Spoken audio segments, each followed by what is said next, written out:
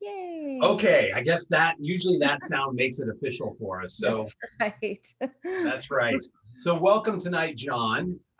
This is going to Hey, be a what's up? great show because I always love interviewing somebody who's a professional in kind of like family therapy, or Yeah. we often get life coaches, things of that Mhm. nature.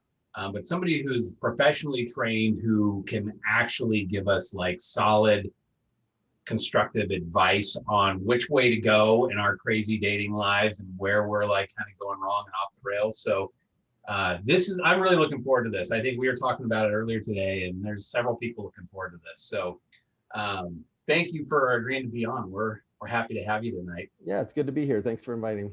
Great. So just a little bit of business before we start. We've got co-hosting tonight Celeste out of Dallas, and Tara, who most of you may know from the Boise Bash. He is the one and the only great Tara tonight. So Hi, guys. yeah, happy to have everybody tonight.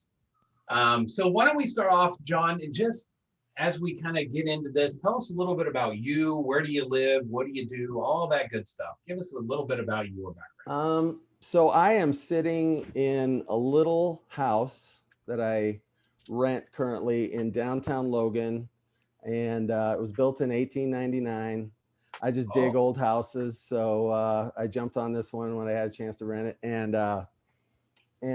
yeah, I'm a therapist here in town. I work at Cache Valley Counseling in Providence, and love it there. And I have 4 kids. I've been married twice, divorced twice, but my kids are pretty much grown.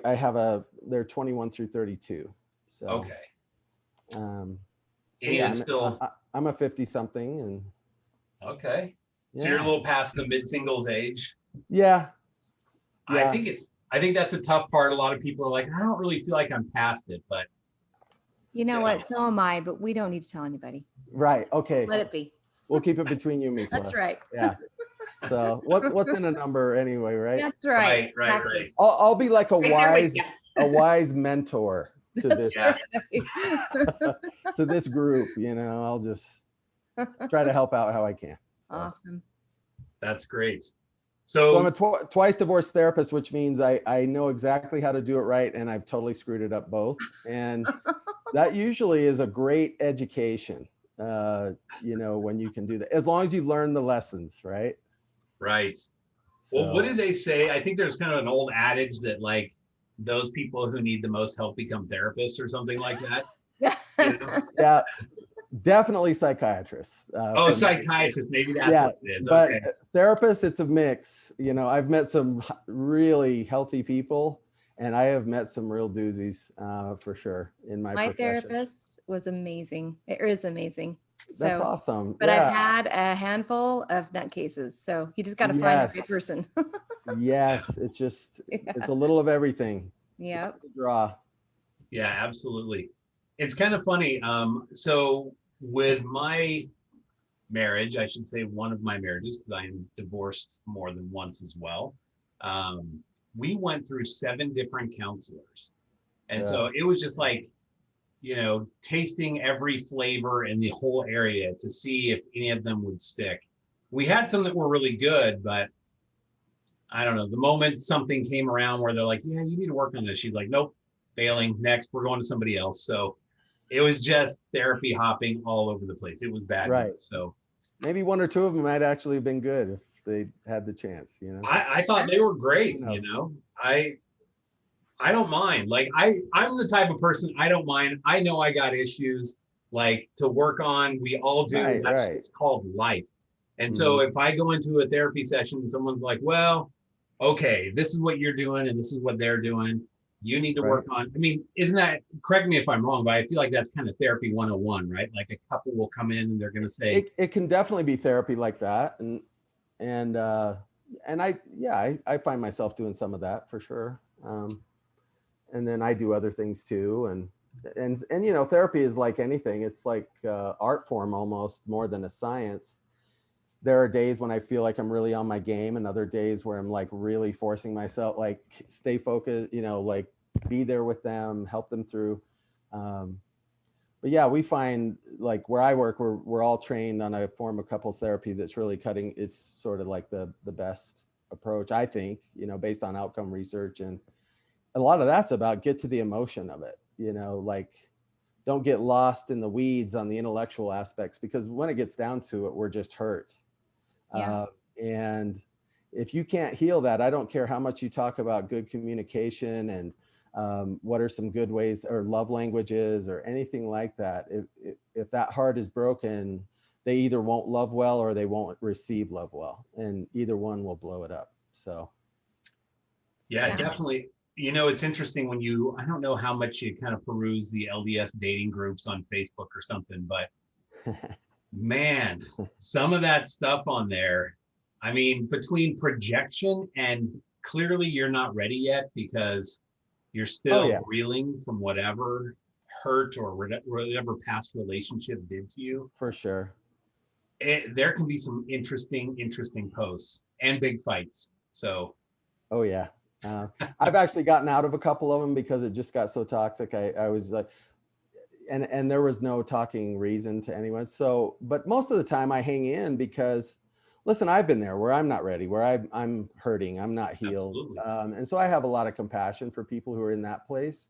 I feel like I'm just barely, after 2 years, just getting to a place where I feel very healed, and I don't know I don't know if I'd even do, something like this if I didn't feel like that. And, but yeah, you definitely see people at all stages across the board. And some of it's pretty hard to read. It's, some of it's sad and some of it, some of it's great, just so you know, like I see people who are actually really healed and just are these real voices of like healing for other people. So it's a little of everything. I think the hard part for those people who actually feel healthy, I feel like they're kind of almost like what you did. They're just like, I just don't want to be in this environment. And then they leave. So that makes it difficult. If too many good people leave, then what does that leave behind? Right. I have found that the only reason I've left, I've been thinking about it, is that when the admins are unhealthy. Yes. Oh, yeah, that happens too. Yes.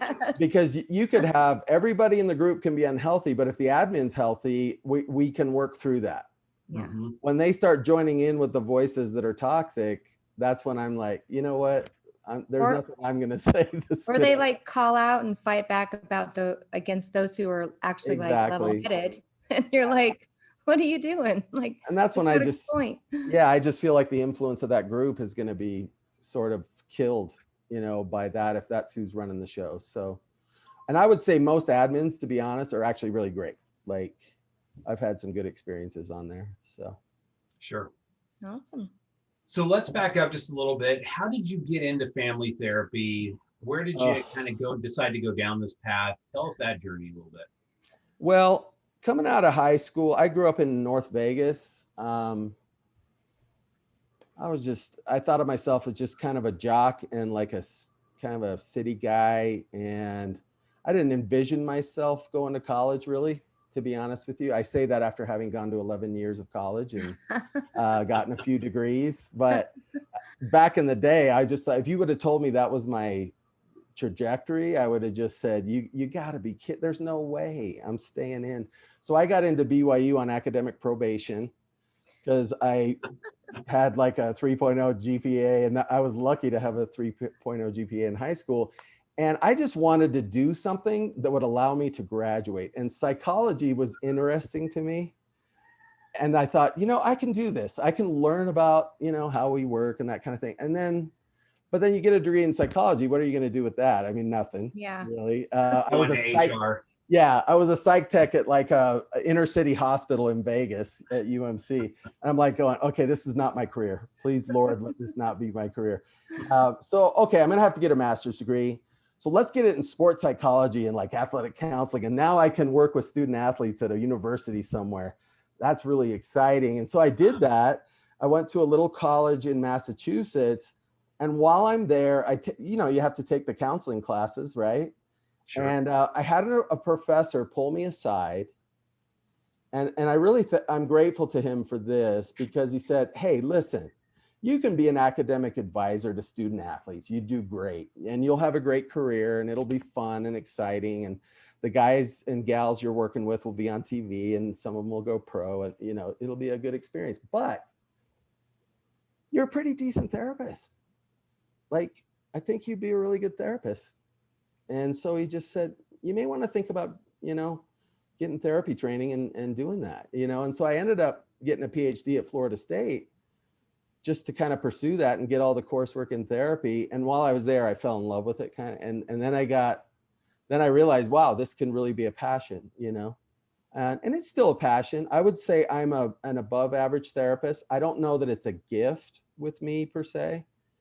I've had to overcome some of my, you know, a little ADHD. I talk too much, you know, I've had to overcome some things to get better. I think I'm a much more natural speaker, you know, and that's why I kind of want to get into more of that. But I've loved it, you know, so 22 years I've been a licensed therapist and Wow. and I've worked with a lot of amazing people and helped a lot of people along the way. And it's helped me survive too. You know, probably almost everything I've learned has just absolutely rocked my world too, changed my life. So Do you feel like this is something maybe Heavenly Father sort of puts you on this trajectory? Like, look, there are people who are going to need help and you can be that help for them. Yeah. And I'll be honest with you. I even think the setbacks with the 2 marriages and with, you know, just the challenges associated with that. Thankfully, I haven't had a lot of it, you know, other challenges. But yeah, those relationship issues were huge. And because I think they make me a better therapist. I feel like if all we do is learn from books or we learn from what's the best way to go, and we never learn what it's like to screw up and to really struggle in a relationship, maybe with somebody that's hard to love, or maybe you're hard to love and know what it's like to be hard to love and have that shame and that kind of stuff. Yeah, I just don't know. I think it takes it to another level of connection with your clients because they're struggling. Right. You know, and so now at this point, it's just a matter of, I think the greatest frustration with therapy right now is only helping 1 or 2 people at a time. Because after 22 years, the information and the research and the experience is incredibly powerful.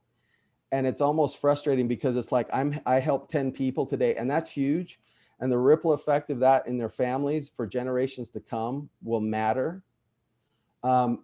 But I could have just shared the exact same information with 500 people. And so that's why I'm trying to sort of bring together, what if we had the high quality information of therapy and we matched it with speaking events, you know, and stuff like that. I think speaking events are great. I just think a lot of the times the information's either fluffy or it's helpful, but not in the targeted ways that people really need. So do you do a lot of speaking events then when you're? I've spoken a lot, but I'm transitioning to where I want to do almost like a free online community, but that has services that are therapeutic, but it's not therapy, because maybe it's 10 or 20 people at a time or 50 people at a time. But there's still some one-on-one interaction, and it's the information they'd get if they went to therapy, but they're paying $25 for an hour and a half instead of $150 for an hour. Gotcha. And so I just feel like for people these days, especially with the economy, with COVID, there's so many things going on, and I don't think the world gets easier anytime soon. I think it's going to actually get harder. We got anywhere from 2 to 3 to 6 month waiting lists throughout Utah for therapy. Yeah. Is that all across Utah? That is pretty much all across Utah. I thought maybe Logan and like smaller communities weren't as affected, but our last clinical meeting, she said, we're 3 months out. We're 3 months out. Wow. Yep. I know somebody who tried to get into a therapist up there in BYU, and there was multiple months and months back. Like, yeah, LDS Family Services, you're just not gonna like, that's more of the 3 to 6. That's just not gonna happen for you. Because the church had already cut back on the number of therapists working there. And now we've had this sort of mental health crisis where people who you would not expect to be struggling, and they're like, I'm struggling, It's a tough time right now. This is kind of just Yeah. randomness. Like you never know what's going to happen, or I Well, mean, the world's kind of gone crazy. People have Yeah. lost their freaking minds. Yeah, in a lot of ways. And the other thing is it's anticipation. People are already sort of anticipating hard times. And so they're freaking out about stuff that hasn't even happened yet. So yeah, they could definitely use a little be here now. Hey, let's just come back and in enjoy the moment. Yeah, Live enjoy the in now. present. So anyway. So Wow. this is kind of, so with your being married a couple times and home life and stuff like that, did you ever find it difficult to go in, have these therapy sessions with people who have probably very challenging lives? And I'm assuming you probably get emotionally connected to these individuals. Mm-hmm. Was it hard to kind of like let that go and then return back to your home life? Or did that kind of come with you and kind of mess, maybe like kind of cause ripples or something in your marriage? Or do you think you're able to do a good job of just kind of like, nope, work is work, home is home? Yeah. Because I don't know, I feel like I would be like thinking about my clients or whatever. About 2 years in to the 22, I got really good at leaving it at the office. I would almost say, in fact, if you asked my first ex-wife when I was at my best, it was probably coming home from doing therapy. Oh. And the reason was I was just really grateful for my life right then. I'm so glad you're not like her, honey. 'Cause, You would have yeah. no idea what I dealt with. It's like, man, girl, if you could see who I've been talking to today and what they're going through, it'd be like, we would all be grateful. Like, let's all hold hands and thank God that we have what we have, And in a way, I almost wish I could have taken her to work, like, because for her, there wasn't sort of a joy in life, like really seeing how good we had it. And I think therapy can be powerful that way for the therapist, actually. And so there are clients that trigger me, and I have to be careful with that. But they're relatively rare. So they tend to be pretty toxic. And so that'll trigger me for some of the things I've experienced, not just in the marriages. I don't want to give the impression that those were, horribly toxic or anything, but definitely for things I've experienced in my life. Because I grew up in a very rough neighborhood, so I experienced violence and some things from a very early age. So there are some things when I see a certain level of meanness or a certain level of unwillingness to see my part in things, that can mess with me a little bit, especially when I was going through the hardest times. So sometimes I would just refer a client and I'd say, you know what, I think that you'd be a better match for this person in the clinic. But a lot of my career, I've worked with addiction recovery and with kids, and none of that really triggers me. With, almost with drug addicts and alcoholics, it's almost like you expect them to try to trigger, almost not try to trigger you. They're just, these people you just kind of know what you got with them, yeah, right? you're just like, I'm working with a population where they have had the living crap beat out of them most of their life. Yeah. So if I expect to go into work and I'm going to get a lot of warm, fuzzy, happy stuff, I'm just in the wrong profession at that point. And when I worked at like Logan River Academy, I worked with autism spectrum kids were like most of my clients. And so you're not going to get a lot of warm, fuzzy, happy feelings with them either.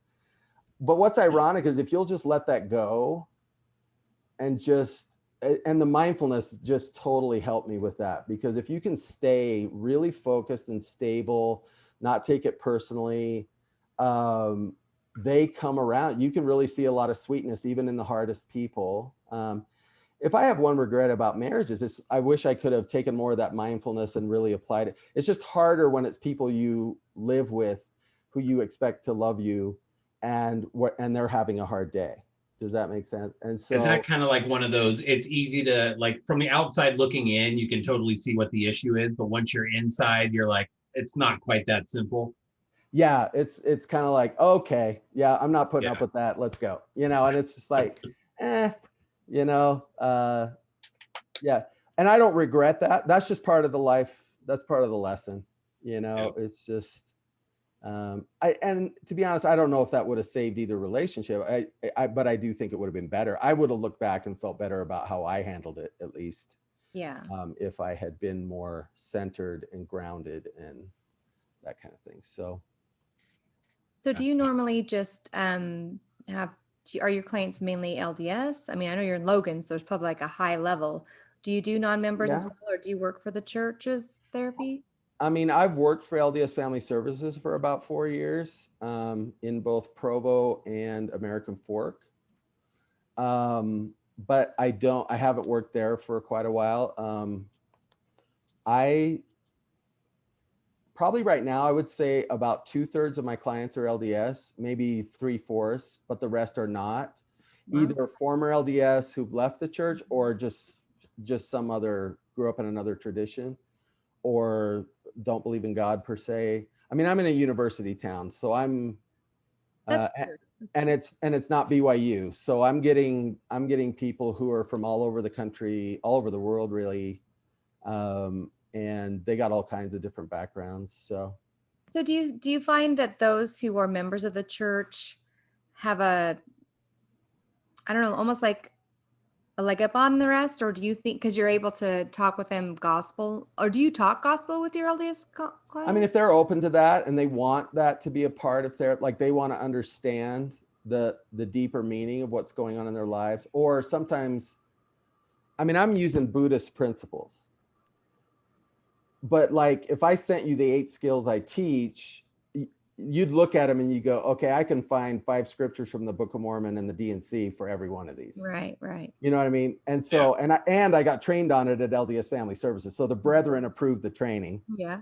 So they're basically saying, train our therapists in Buddhism. And yeah, there you go. And so it's just truth. It just works. It's just healthy. But sometimes if they're not getting it, like if it's not registering, but I know that if I spoke the language of the gospel, it would help them.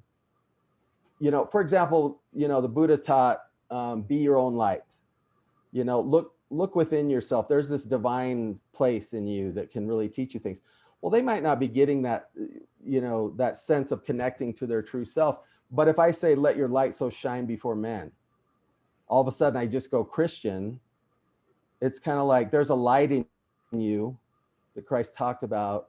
Right. And if you connect with that and you'll get out of the way and let that shine, your influence becomes really powerful. And if nothing else, it's powerful in your life.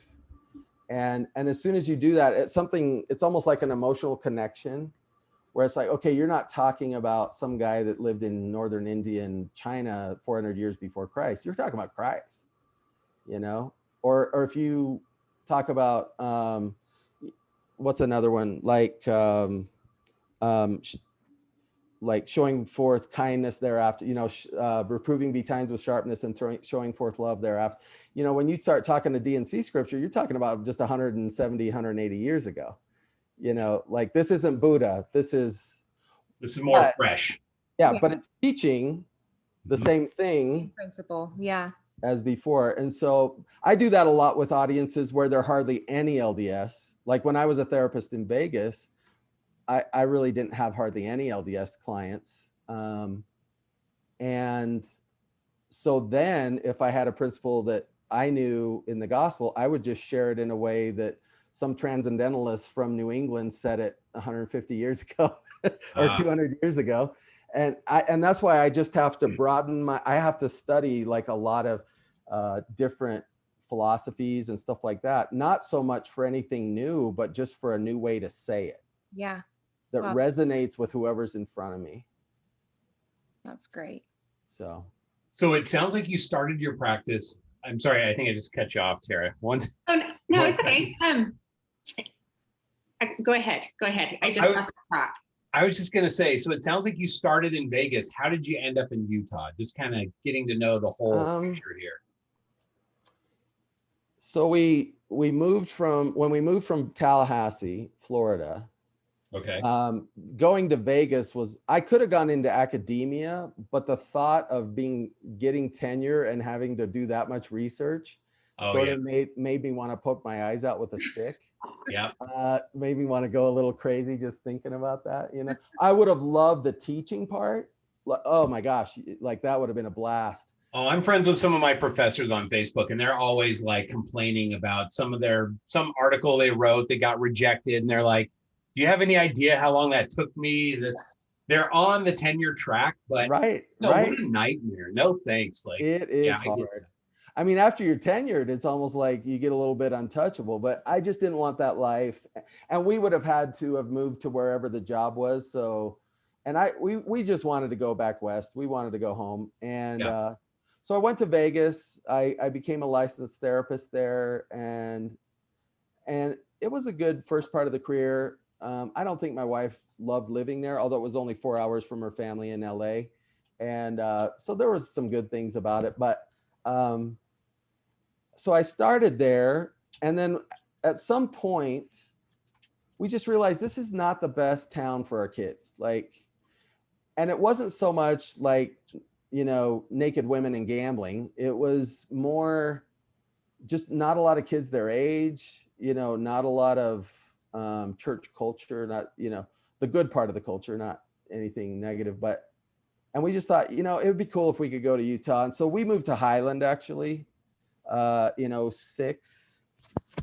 And our oldest was willing to just go for just his senior year, which was a huge sacrifice on his part because he was at one of the best high schools in the United States in Las Vegas. And so we moved to Highland, and we lived there married 8 years in that first marriage. So eight years of our marriage, the last 8 years were in Highland. Okay. And that was very healing for all of us, I think, in a lot of ways. What's ironic is it's almost like the more I healed, the more the kids healed. Even I think she healed in some ways. It was almost like it created a divide between us. We were actually really good at parenting together. Like our 4 kids are just such cool people. They all love each other. We're all close. But man, that connecting to each other. Although we've said since, if we knew then what we know now, we probably would have stayed married. But then we also admit, but if we had stayed married, we wouldn't have learned what we know now. Right, right. And so you don't beat yourself up over that. You just say, listen, our journeys needed to part. And we've become, and it worked. I think we both become better along the way, even if we had stints of being struggling at times along that way. I think the general trend has been up, and now she's remarried. I'm super happy for her. Married to a guy that I think just fits her personality better. Just, you know, they just seem more like a match, and our kids are doing great. So anyway, so that's what brought us to Utah. And then I came to Logan for a woman. And then after that didn't work out, I stayed. I fell in love with the town after I was no longer connected to the woman in any way. Woman. So you had mentioned this just when you're what you were just saying, but if I understood it correctly. So do you find that if there's 2 people that are in counseling and they're both kind of in the same rut and just having struggles, and as one heals and the other one may not, that the division gets greater? Because it's almost like I think it's healing, you can see a little clearer and you can kind of like adjust your coping mechanisms, whatever you need to deal with. Yeah. And then that kind of triggers them because they're like, wait a minute, you're changing and I don't like that. It makes me uncomfortable. What are you doing different? You know, do you think that can cause more of an issue if both come together, but only one starts healing? Yes. And especially, so as a therapist, here's the thing. I have to be really careful that I'm bringing both along in a way. And that's what I love about our approach. We are bringing both along. Like, but there's a big but, and that's some people are struggling with things that are so hard within them and that they don't see, that I don't know if there's anything a therapist can do or even a medication can do that's going to bring them along, especially if there's any kind of trauma involved. I'm not saying that people have been through trauma. We're talking like if 10% of the population is in that boat, I would say maybe 25% of the people traumatized are in that boat, where it's going to be really tough to bring them along, which means still the majority of people who've been through trauma can probably heal in a lot of ways enough to where they can salvage relationships and keep them go and not repeat old patterns. See, it's not just save the relationship. It's don't go right back to the old way, so to speak. So it's not, go ahead. So this is kind of a crazy question that kind of goes along with what Celeste was saying. Do you think it's different? I've always wondered this, for the reason that people are single, like if you're the leaver or the leavee, so if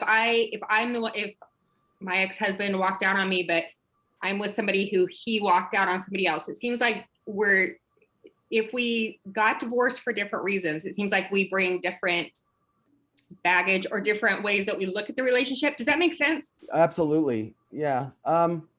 Although it's funny because so I have left and I've been left. Okay. And then there are like 30 other things involved. And so does it matter whether you left or they left? I would say yes, but when you combine it with the other 30 things, that sort of becomes like 5%. You know what I mean? The question is, why did someone leave? Why did someone stay? Why, and when you get into all that, it's just complicated. It's very complicated. I think that's why it's very easy to pick out bad guys and bad girls and good guys and good girls. And what we fail to realize is marriage is a dance that we do together. And you could say, well, he or she kept stepping on my toes, but you could also say, well, your feet kept being in the place they weren't supposed to be, or, and so who's to say? So I like to get out of the blame game. We definitely don't get into that. The only exception to that would be like severe forms of abuse or repeated betrayal, affairs, drug addiction, but these aren't the majority of the reasons. There are a lot of the reasons and there are a growing number of the reasons, but a lot of it is just that dance. It's almost impossible to do that dance if there's infidelity going on. It's almost impossible to do if there's addiction going on. But I'm talking about the people without those severe issues.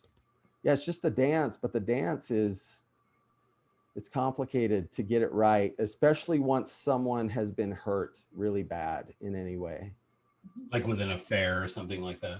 Yeah, but so being hurt is a combination of two things. It's an action that the other one did that actually hurt you, but it's also your interpretation of that action and how you receive that and how you interpret that as far as your own ego goes. What does this say about me? There are some people who are just really super resilient and they don't take it terribly personally. And that allows them then to keep the other one on the hook, so to speak, like not become part of a dance that just, because if I start screaming at someone for hurting me, they're probably going to go into their whole, and then once they do that and they're isolated, they're probably going to hurt me some more. And then I'm going to hurt them some more. And yeah, we're just off to the races. And so when you say somebody who's resilient, though, let me just make sure I understand what you're saying correctly. So, for example, somebody has an affair, right? And then the couple comes to you and the person who was cheated on, not the cheater, but the person who was cheated on is resilient, so to speak. And they're just like, well, I love him or I love her and we're going to work through this.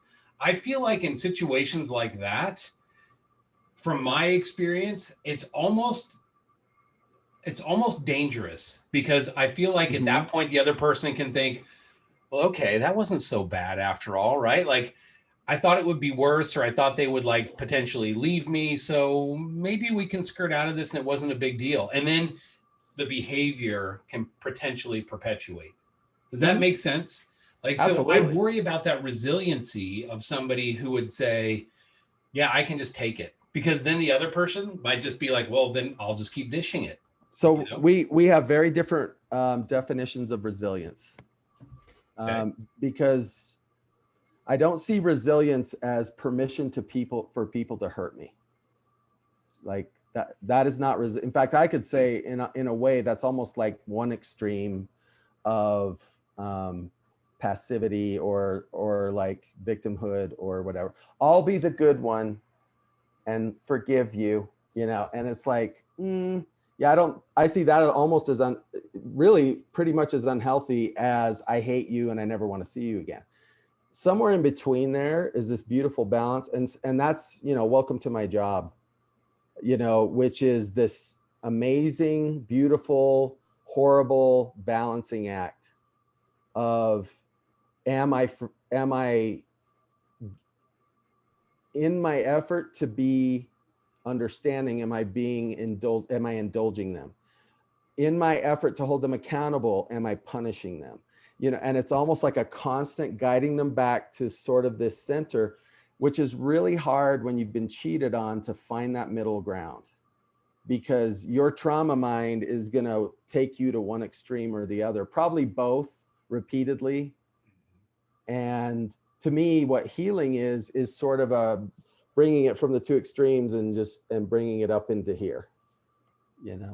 That's one of the signs I know somebody's really healing, is when, yeah, I'm not going to let you walk all over me. I'm going to set boundaries, but at the same time, I'm not going to punish you, and I'm not going to hate you, and I'm not going to allow that to show up either. But at the same time, when you've got a situation like somebody's cheated on them, right, or been cheated on, at that point, I kind of feel like it can go either way. Like, I could forgive you, but I don't know if that's the healthiest thing to continue in our marriage. Like, maybe it would be best at this point to end things or something. Does that make sense, what I'm trying to say? Yeah, what I would say that forgiveness is always good, but not to be rushed. But trust is the issue where that's where we gotta get clear on. And trust and forgiveness are not even in the same ballpark. I mean, they sort of are, but not really. I am so glad you say that, because there's a lot of people that feel like if you forgive somebody, that you have to trust them. Right. And that's so not right. In fact, it might be, in order to forgive, it might be required that you end the relationship, especially if we have a repeated pattern, like how it's hard to let go of repeated abuses of the relationship and heal from that. I mean, I know Jesus can do it and we're supposed to be like him, but he's even given us permission. He said of you, it is required to forgive, but he's also had multiple scriptures in the Bible and in the D&C that talk about how long should you keep letting someone take advantage of you. And it's not many times, in other words, I can totally forgive someone and never see them again, Yeah. And I kind of know what that's like. I don't ever need to see that person ever again or have any interaction with them. And that's not because I don't love them, or I can totally forgive them and care about them and really genuinely hope that their life is amazing, like that all of their dreams come true. I can do all of that even if I end the relationship and never see them again. So if I can do that, why can't I do that and still see them and still be in a relationship with them? I don't have to trust them, is what I'm saying. Right. And I think sometimes people get unconditional love as meaning, okay, I forgive you and I'm just ignoring everything that happened and I love you despite everything that's happened. And my thought is, yes, but you still need to have a healthy boundary. And if that boundary is in a different relationship or wherever, yeah, you can't just like get so stuck on, okay, I've got to forgive and I've got to have unconditional love, to where you put yourself right back into a situation where you're going to get hurt again. Yeah. And, like I tell my clients, I said, listen, love normally says, yes, please stay, I love you.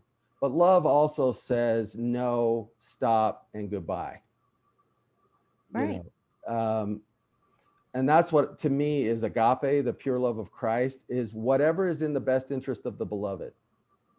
And sometimes what's in the best interest of the beloved is to stop them from bringing condemnation upon themselves, you know, which they're just going to keep doing if you allow the pattern to continue, you know. Well, I feel like that's a principle taught in the church too, with like excommunication, for example, or I think there's a new term for it now. They've rebranded it, but you know, the same thing, right? So there comes a point when the Lord's like, okay, this isn't working out in this sense, or something's happened. This contract that we've had through covenants have been broken. So we need to stop. Hopefully you'll come back. I mean, there's that forgiveness point, but it's sort of that there needs to be a separation here, and things need to kind of take a different route. I mean, if it is what it's meant to be, it's, and I've been involved in those councils, and it really is not a punishment. It's more of a stopping you from bringing further condemnation upon yourself. Pretending like you're some kind of faithful member of a faith while also breaking some of its basic tenets.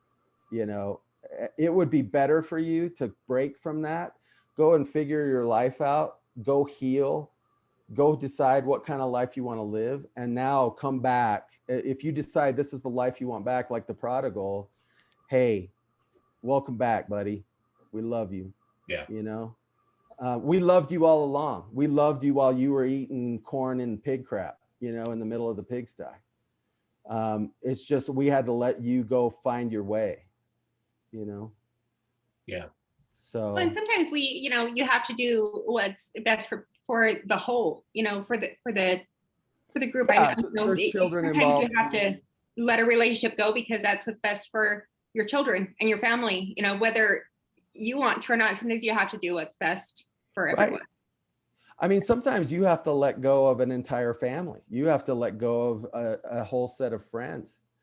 You know, you have to let go of a lot. You have to let go of a town you live in. You have to let go of, you may have to sacrifice a lot to get to a place where you're in a healthy place and you don't have to be exposed to that, whatever that toxic thing is.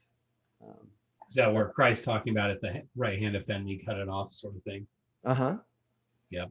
Yeah, and it hurts, you know, but I'd rather, if it's gangrenous, you know, and you can't save it, yeah, if you want to live, we got to lose it, you know, and absolutely, it'll all be restored someday, you know. I don't have any enemy that I will not be total friends with, maybe even in this life, but certainly in the next one. And so, I just want to make it to that next life, and I'm not going to make it if I'm surrounded by people who are hurting me, or if that, you know, or I'm hurting them, to be quite honest. Yeah. It's not good for me either way. So have you had couples come in?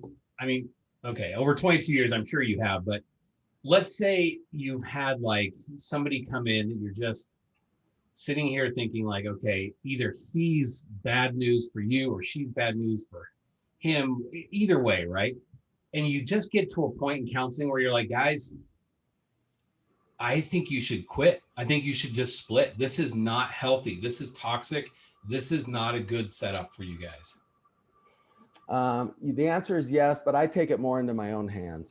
I'll be honest with you. I don't push on people making decisions about divorce and stuff like that. But what I will do is, if I see, for example, repeated emotional manipulation and abuse, if I see patterns of infidelity, if I see deeply entrenched borderline or narcissistic personality issues or traits, if I see addiction issues that are not being brought under control, and I can see there's a toxic effect on the other partner, I will fire the partner who is doing the damage.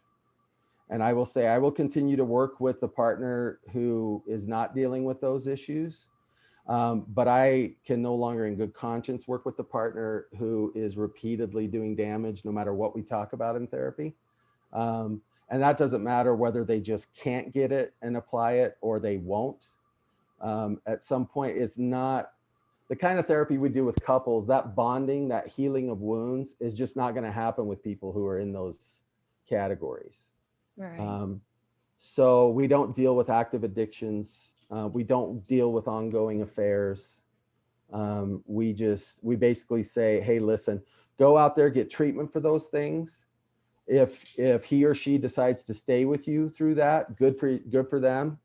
Come back and maybe we can do couples therapy again someday, but not with that going on. Have you had that before where a couple comes in and they're like, well, he's having an affair, but he wants to keep that affair and kind of make this work, some sort of, I don't know, polyamorous type deal or something crazy? Yeah.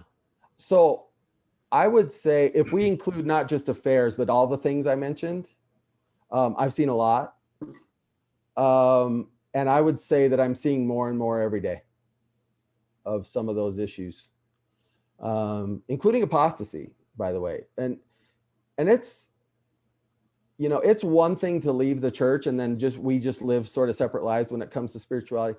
But when I see, actively campaigning to get the kids out of the church, or I see them trying to tempt the partner to engage in behaviors that are contrary to their values and just some of that manipulative stuff, fired.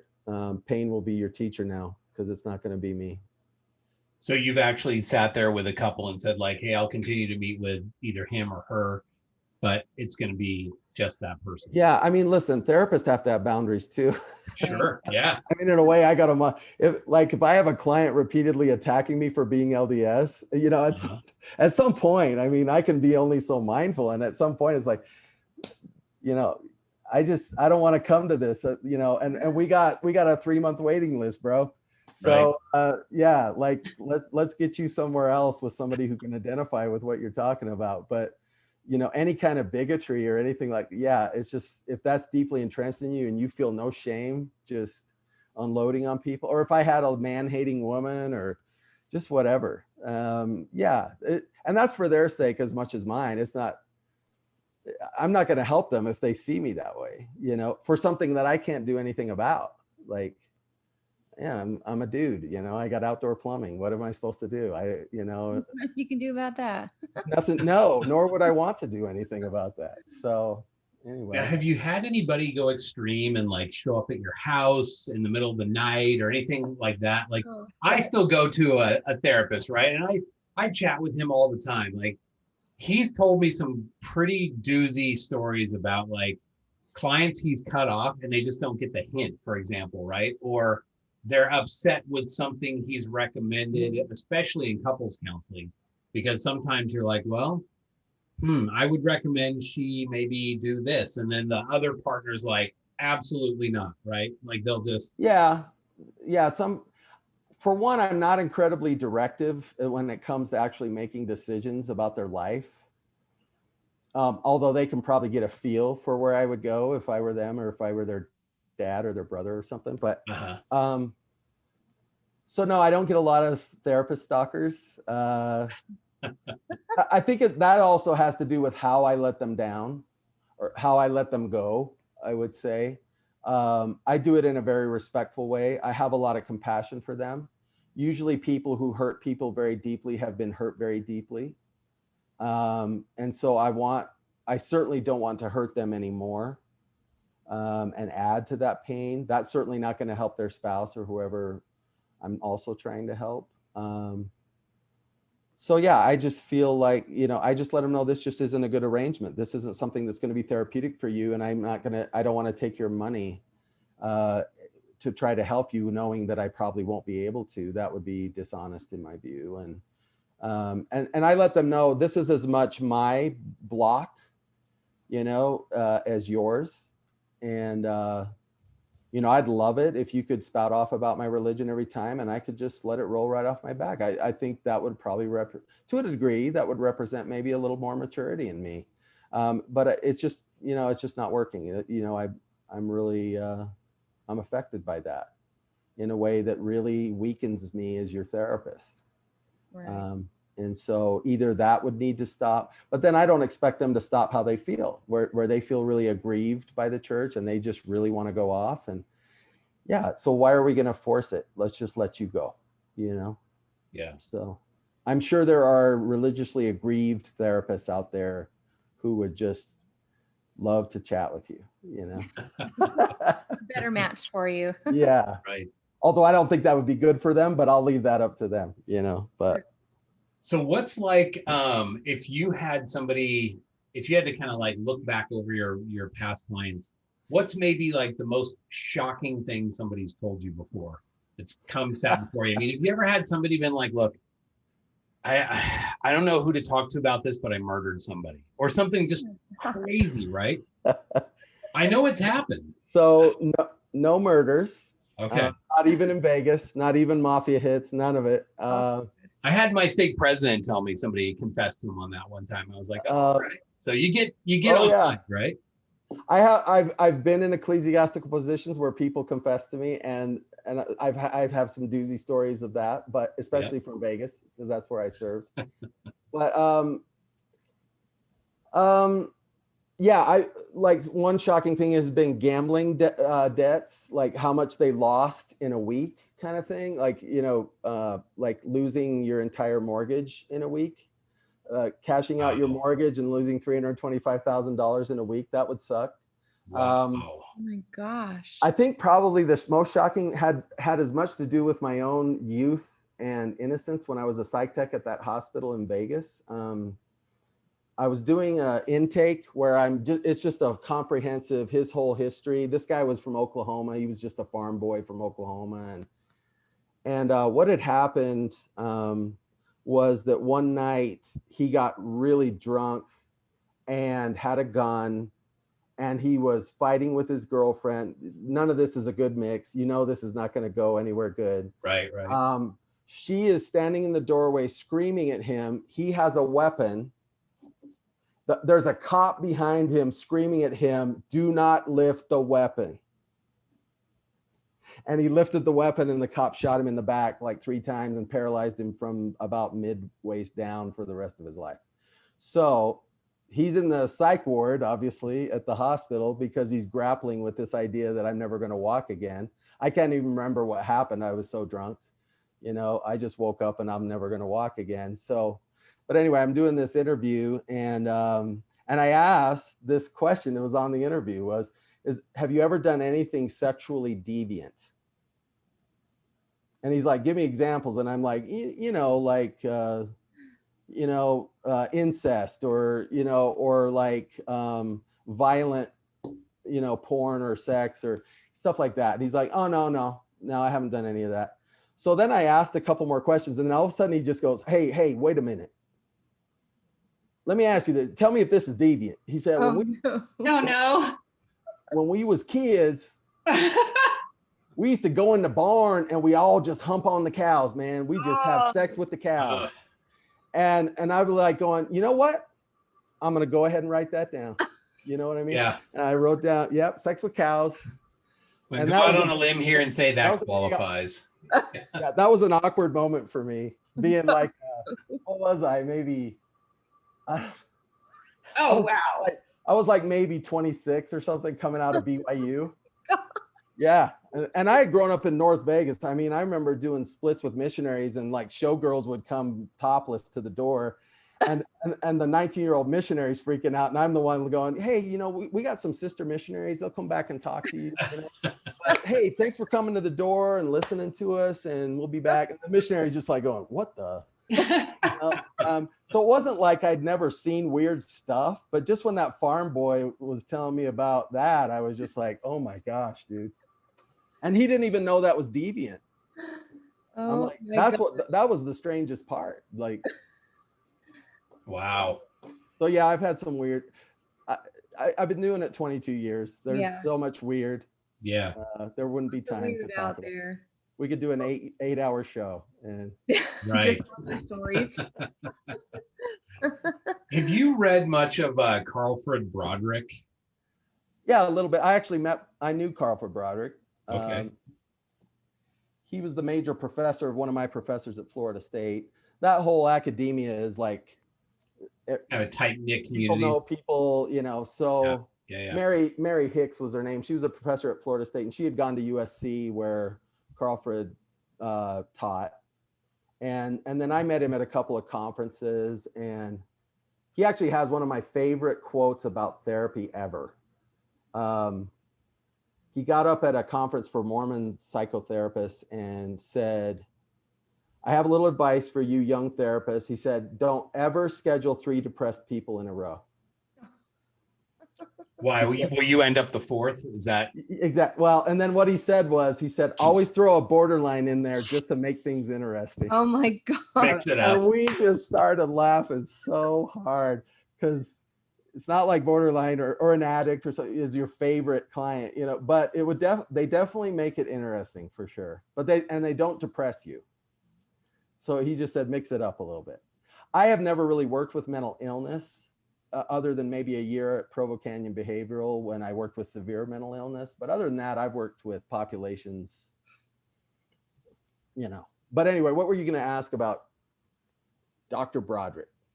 Well, I mean, I just am curious your thoughts on him. I enjoy his books. And for those in the audience who may not know who he is, he was you would know better than I would, but he was a pretty well-known author and family therapist in the LDS community. He was a bishop and stake president. And one of the things that I found very interesting reading his books was and he almost made it sound like this was kind of more common than people would realize, how many bishops and their wives would show up for counseling and they're really struggling. And you're thinking, wait, okay, the bishop's going through this, right? But they're the ones that I'm going to kind of saying, hey, I'm having problems with my marriage. And then, I mean, it really goes to show the humanity of everything, that nobody is perfect, right? That we're all struggling with stuff. Yeah. So I would imagine you've seen a fair share of probably ecclesiastical leaders popping up on your doorstep saying, hey, we're struggling. Yeah. And maybe not work directly with, but even like heard about even general authorities and their families and, struggles there. And I bet if I went back and really took inventory of everybody I've ever worked with, I think some people you would know. I mean, I think, or at least you'd know like you would know someone in their family, 2 or 3 degrees of separation, you would know somebody that knows them, grew up with them, or knows them really well. No one's immune. No one gets out of it. Everybody struggles. I think that's just part of this life.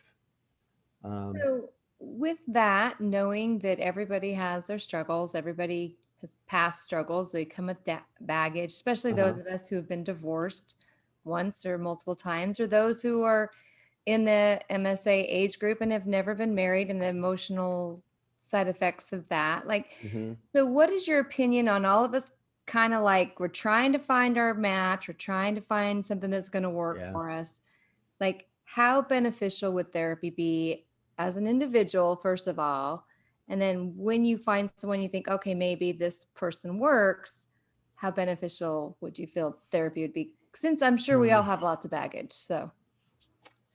Yeah. So my theory is, I think that 90% of the population would probably benefit from therapy at some point in their life. Does that mean that all 90% need therapy? Probably not. Definitely 30 or 40% do, at least some. But I mean, that kind of, now you're kind of guiding me back to what I'm doing instead. Here's the struggle. Like, if you've been divorced, I know a few things about you. One, you're probably hurting financially more than most people, definitely more than married people. I mean, the research is just clear on that. Generally, you're definitely hurting emotionally and psychologically in ways, because it's and by the way, if you were married to someone toxic, or if you had a really messy divorce, like there was a lot of money involved, or the child custody got ugly, or you've been hurt in ways that a lot of people who haven't been through that just aren't. And the problem with that is, I could say I could get 30 sessions of counseling or 50 sessions of counseling. To be honest with you, I just can't afford it. Like, I know I couldn't afford it. 150 a pop. How many hours of that am I going to do? 10 sessions is $1,500. Especially in this economy. if you're a single mom, if you're a dad that got taken to the cleaners, I mean, there's just a lot of situations where I don't know if that's an option for me. And so I don't think we all need therapy. I do think we need to understand basic principles. And of all those principles, ironically, I don't think couples counseling is the start. I think mindfulness is the start. I think we need to know how to manage our thoughts and emotions in very mature and effective ways.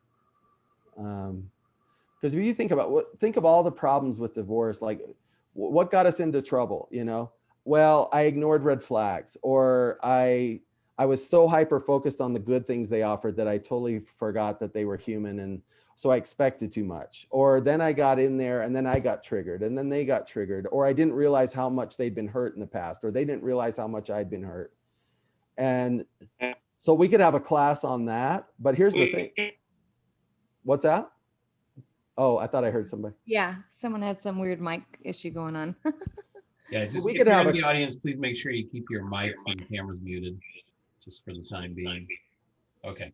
So basically, we could have a class on all that, but if you had a class on how to manage your thoughts and emotions well, it's not that any of that other stuff doesn't matter. It's just that it doesn't matter nearly as much because, for one, I don't tend to fall for red flags when I'm mindful. I don't tend to get caught up in the love affair and forget that this person's been hurt. I tend to be more aware of their pain and really in tune with that, so I know what I'm getting into. I tend to be a lot more in tune with my pain and that I'm not ready, or that maybe I'm close to being ready, but you see what I'm saying? Like, I can teach you a class on what to look for, but if you're triggered and you don't look for it, yeah, we just throw all that information out the window when we're not managing what's going on inside ourselves very well. So I would rather have a class of, 100 people, go for 10 weeks and learn really like these amazing skills on how to manage what's happening inside of them. Maybe during that process, they find out there's more than this course. I have more going on than this course can help me with. Maybe I do need therapy. Others will learn, I just need to keep taking these courses and learning more, because Right. this is really rocking my world and helping me. And I'm doing it at 250 an hour instead of 100, or doing it at 25 an hour instead of 150 an hour.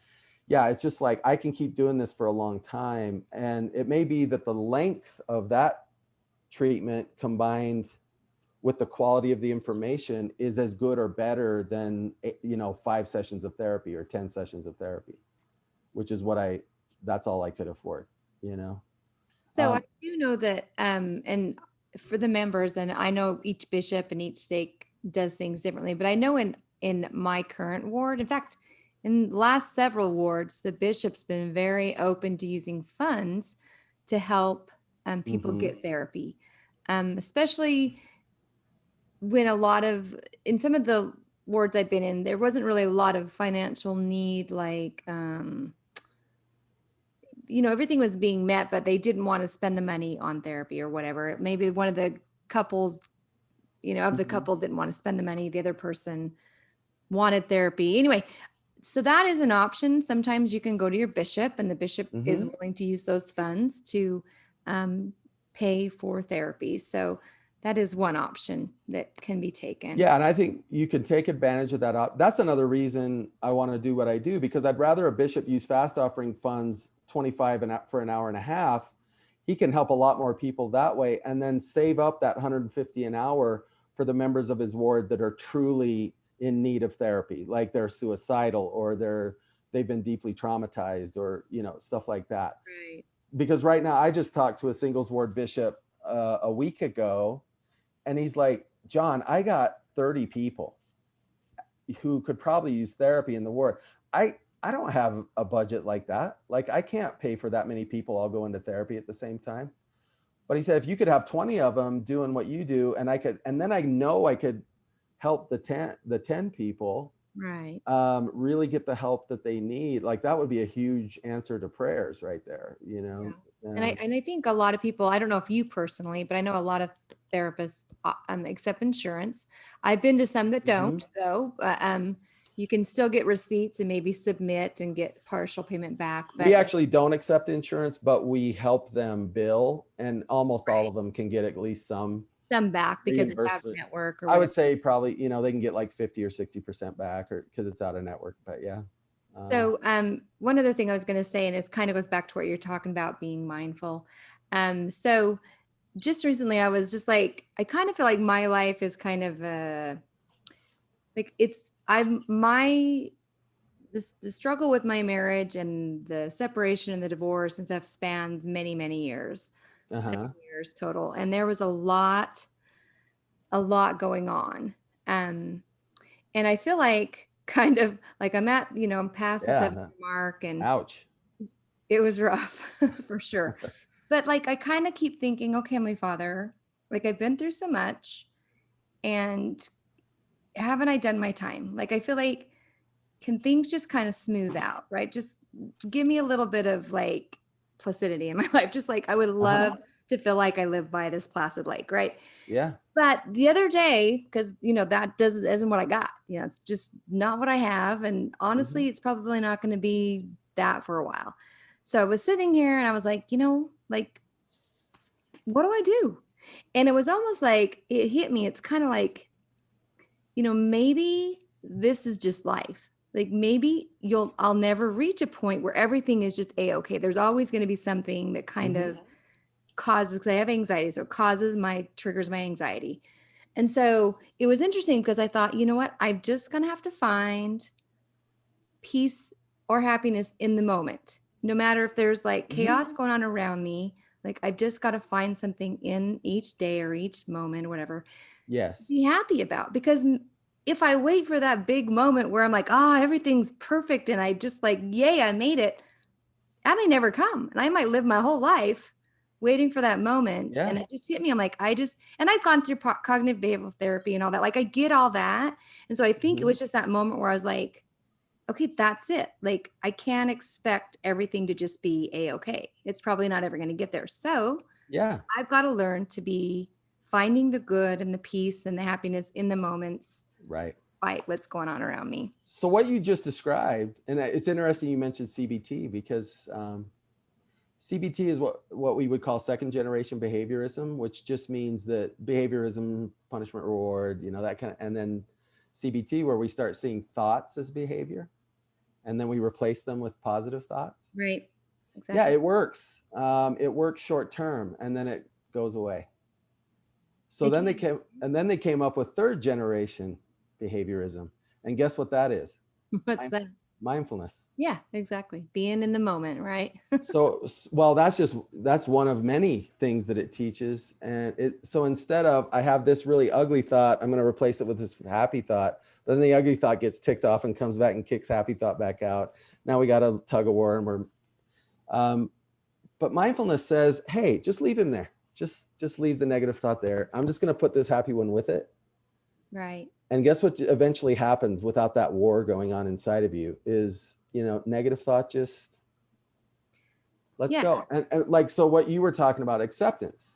Right. You have to kind of acknowledge that negative. Yeah. If you try to suppress it and ignore it, it's not going away. Right. Right. So you might as well just say, I validate you, but I don't want you. So I'm going to try and reroute this. Yeah. The Buddhists have a saying, when pain or fear or whatever, so we'll just call it pain. When pain comes to your door, let him in. If you turn him away, he'll come through the window. Yeah. Yeah, I agree. And so, and when he comes through the window, he's going to be ticked. Yeah. And so I've just made it worse.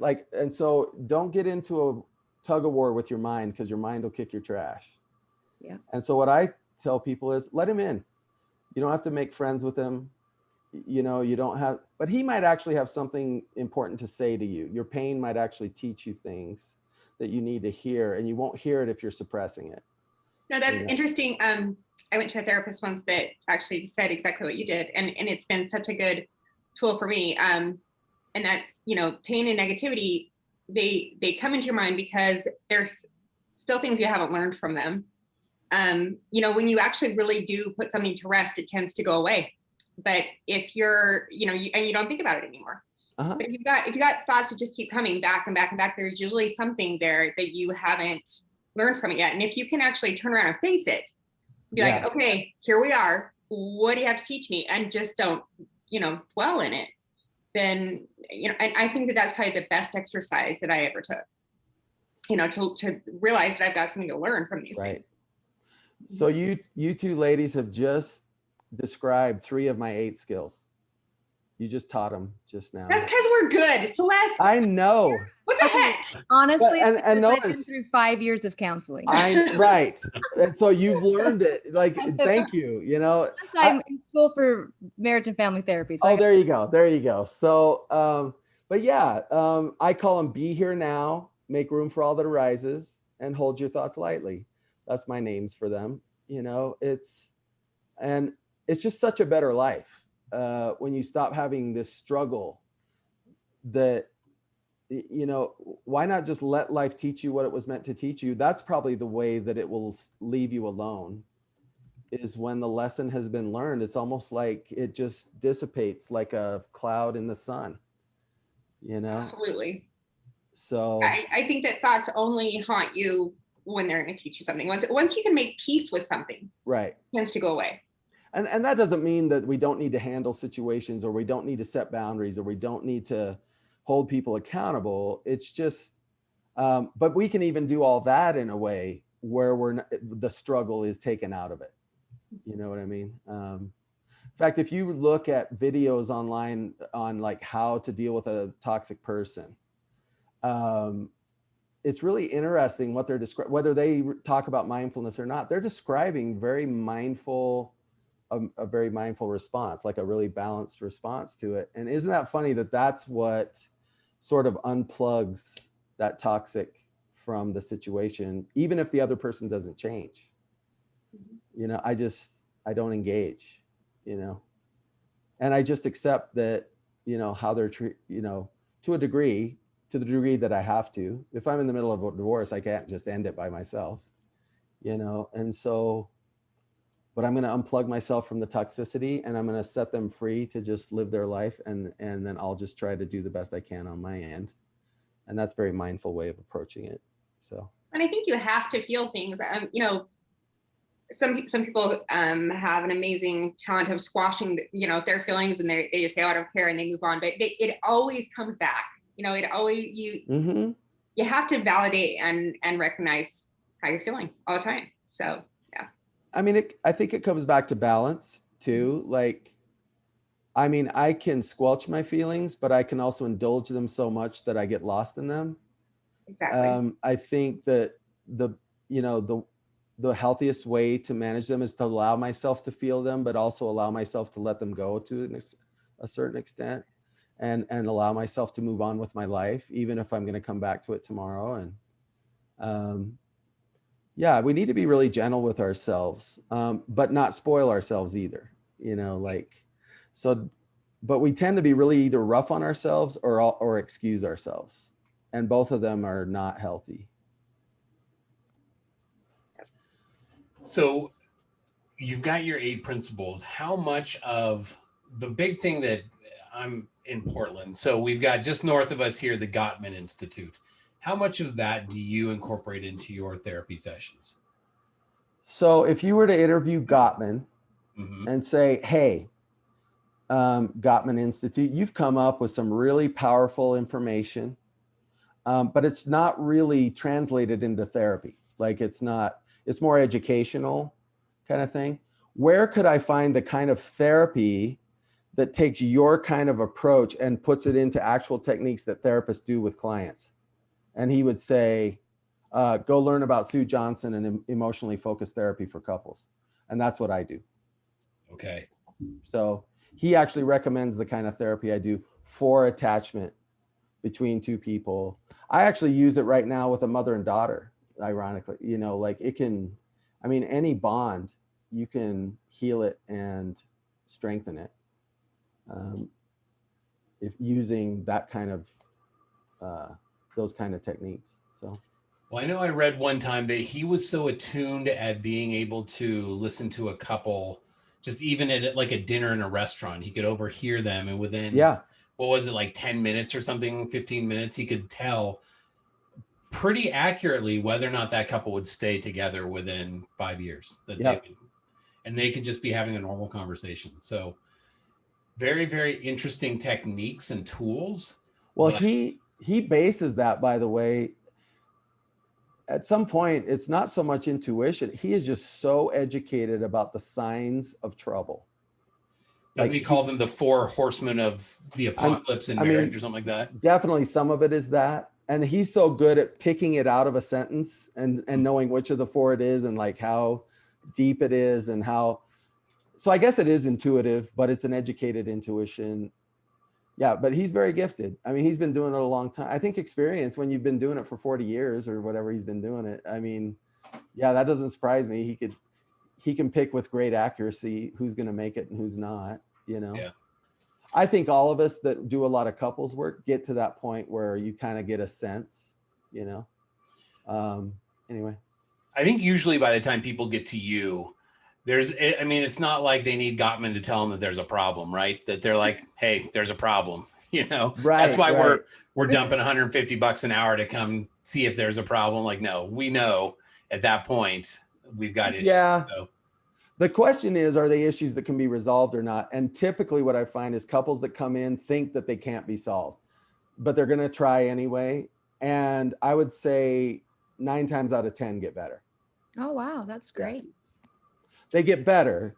If both people want to get better, right? Like, yeah. And it's not just wanting, it's that they're psychologically capable. Right. Because there's that 10, 15% that just, I don't care what you do.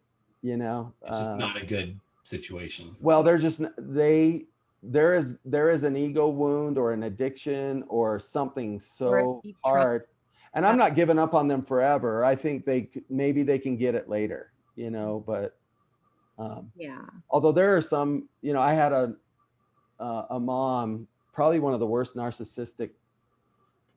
I wouldn't even label her as we've gotten away from labels with personality disorders just because we don't know enough, to be honest.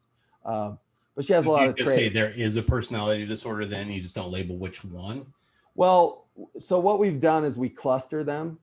And the reason is we see so much bleeding over between personality disorders. We realize it's more of so cluster B is the narcissistic, borderline, histrionic, and antisocial personality disorders. And what we found is they sort of bleed over into each other. So, and you might have a person who doesn't fit the criteria for any of them, but they have the traits of multiple of them.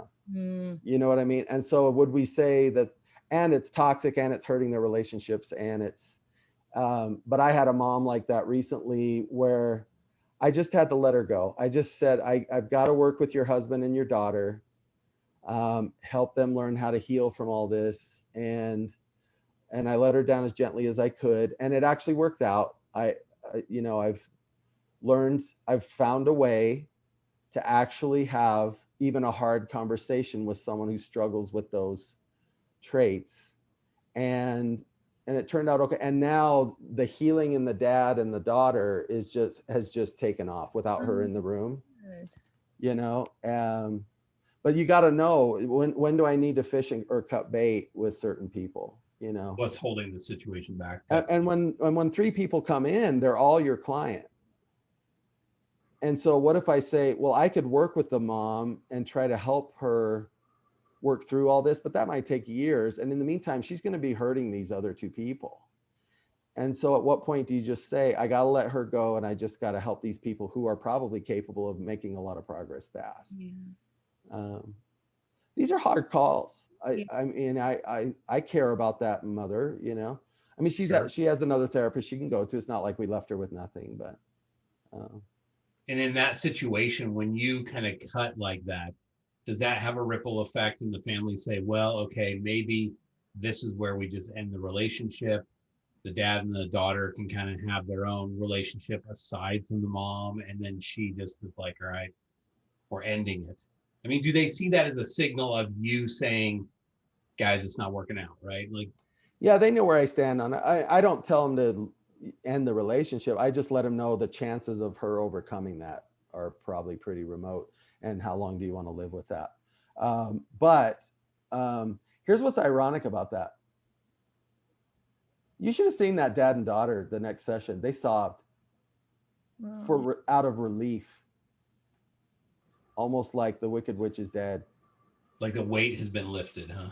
Yeah, that we can come and work on our issues without that hovering over us, without that constant judgment, that constant toxicity. And what's interesting is the dad now has permission to leave. He's thought about divorce for 15 years, really 20 out of like 24, you know. Wow. But now he doesn't feel pressured to leave either. So in a way, it's good for her too, because now it's kind of like, if I can learn how to heal and be okay, it'll either give me the strength to finally leave, or it'll teach me how to respond in a way where I don't trigger the beast as much. And could that be enough to where we can survive it? And so now we have options. You see what I'm saying? My bigger concerns for the 16-year-old girl, because she's definitely has the signs of that sort of narcissistic abuse. And she was the one daughter out of 6 or out of 5. So her 4 older sisters were all within a decade of each other. And then she's 6 years later. And so she felt really alone. She's had all 4 sisters call her and comfort her and tell her, we know that mom can be really hard and you're not crazy and we love you and we support you. And she's had every one of her mom's siblings call her and said, we've all struggled with her over our lifetimes and we want you to know that we support you. It's just been a really amazing outpouring for her. And that's an important like clarification for people to tell you, you're not the crazy one, right? 'Cause Right, when you're in right. a situation where you're constantly being gaslit, like you Uh-huh. feel like it must be me. I mean, I don't know. I'm so confused. Yeah. Me. What did I do? And you feel like you're the crazy one because the world around you is like, wait a minute, what? What are you trying Yeah. to make me believe? So And I see cases where no one believes them, yeah, where they're just left totally alone. yeah. You know, where it's like, hey, your mom's great, you know, just you gotta open your heart to her and like it's like, no. And then her therapist like, please don't open your heart to her anymore. Like, let's not go there right now, not yet anyway. The thing that I think that helps her too is understanding what her mom's dealing with. Her mom has been deeply hurt. Her mom was horribly abused by her dad. You know, like this stuff doesn't happen by itself, you know. So in a Right. way, I wanted to hug the mom. You know, I want to reach out to her. I mean, she wouldn't like that. She'd tell me to get away. But part of you wants to hug the part of her that's in there somewhere that's been buried under a pile of crap, you know. And so for the daughter to understand what my mom's going through, this isn't about me. This isn't because I'm a horrible daughter. You know, my mom is struggling with something. And it's not because my mom's a horrible mom. Right. She's been deeply hurt and she doesn't know how to process it. And I think that's a good concept to kind of grasp, like as Right. we leave these marriages that were unhealthy.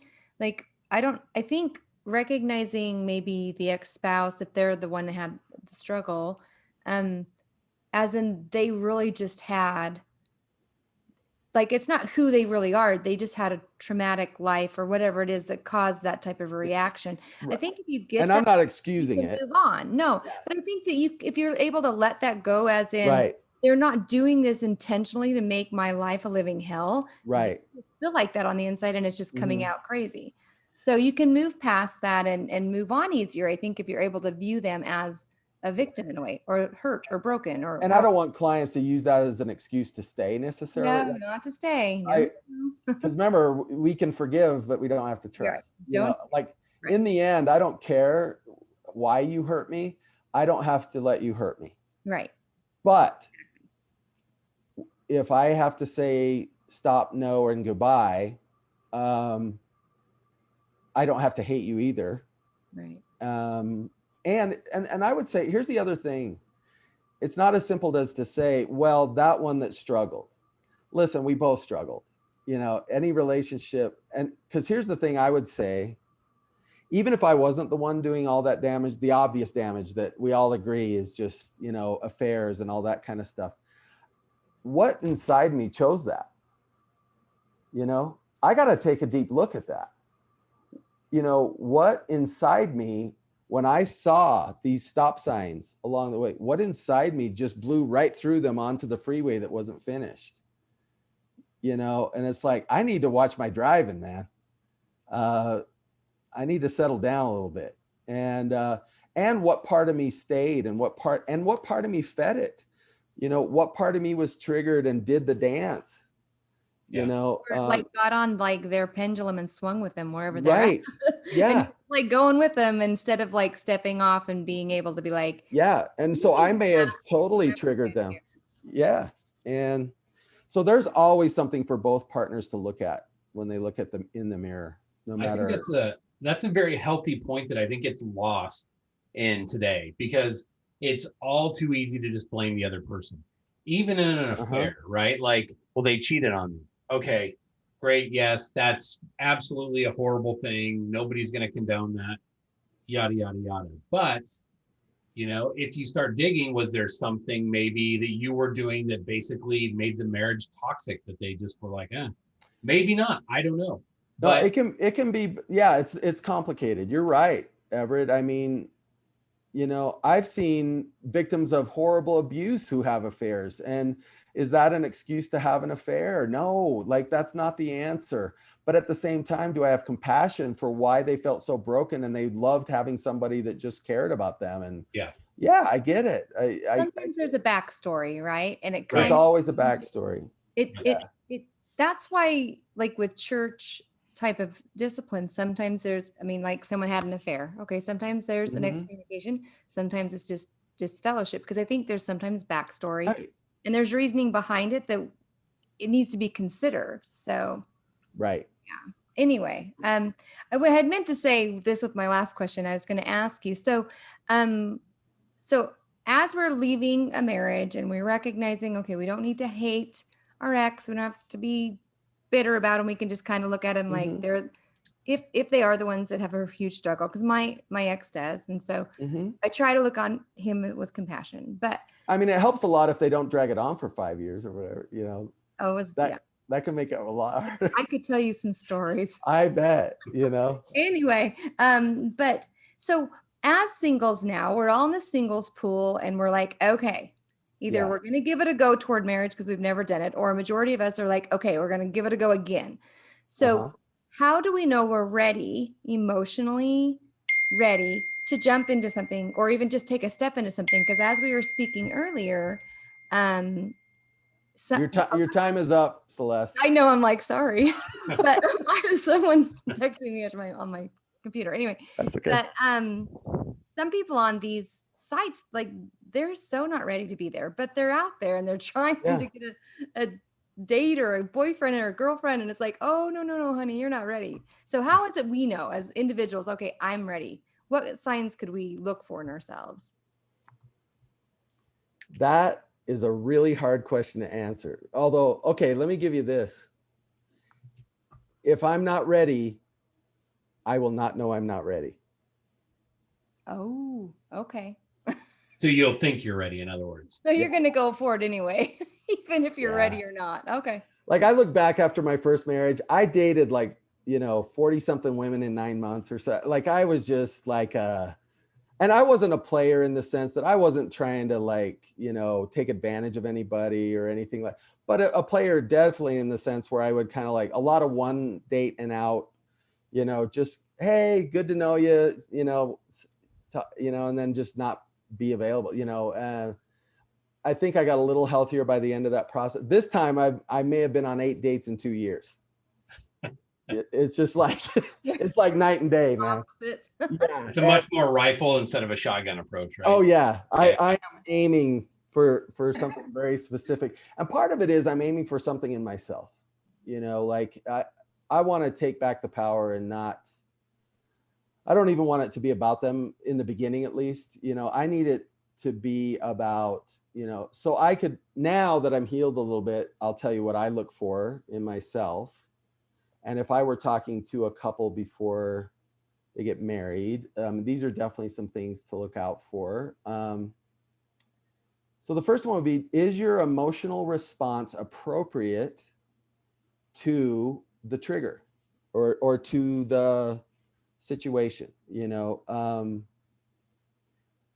other words, like, am I flipping out over something that probably most people would not be that worked up over? Am I responding with anger instead of hurt? That's not good. Anger is a secondary emotion. It's not usually a good sign. It's usually covering up what's really going on. And that's usually fear or hurt or maybe shame. I want to know that people can tap into the underlying emotion, not just fly off the handle. Another one might be, am I idolizing either the person or the relationship, rather than having that balance of they're human and like they're this whole being that actually hurts and struggles? And am I just totally open, with someone? And here's the thing, when they're totally open with me, do I punish that? Or do I receive that even if it hurts? That's a sign of healing. I mean, you'll always have one side to say, I just want you to trust me. You just need to trust me. And it's just, but then they keep doing dumb stuff. It's like, no, you don't really want him or her to trust you. You want to feel like you're trusted, but you don't want to do what it takes to be trusted. But then I could also say on the other end, I just want him or her to be trustworthy. I'm not going to love them until then. It's like, nobody's going to stick around for that, no matter how bad they've been, and so I guess we're at an impasse,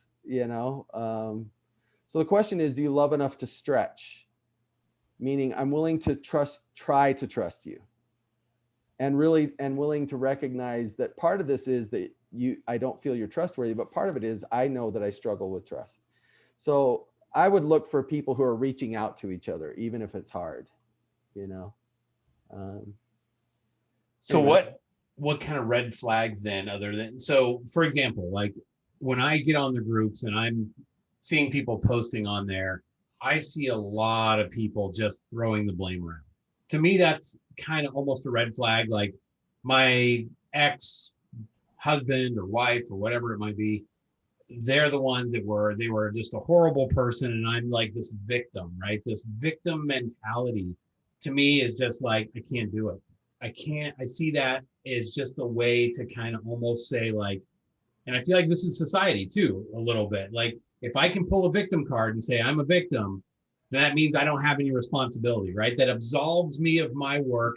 That just says that I was acted upon instead of had a part in whatever happened. Yep. To me, that's a huge, huge red flag. I don't like the victim card thing at all, but I see it a lot. And by a lot, I mean like a lot, Yeah. So, I mean, I see that and the other extreme. So I think one good way of talking about red flags is extremes.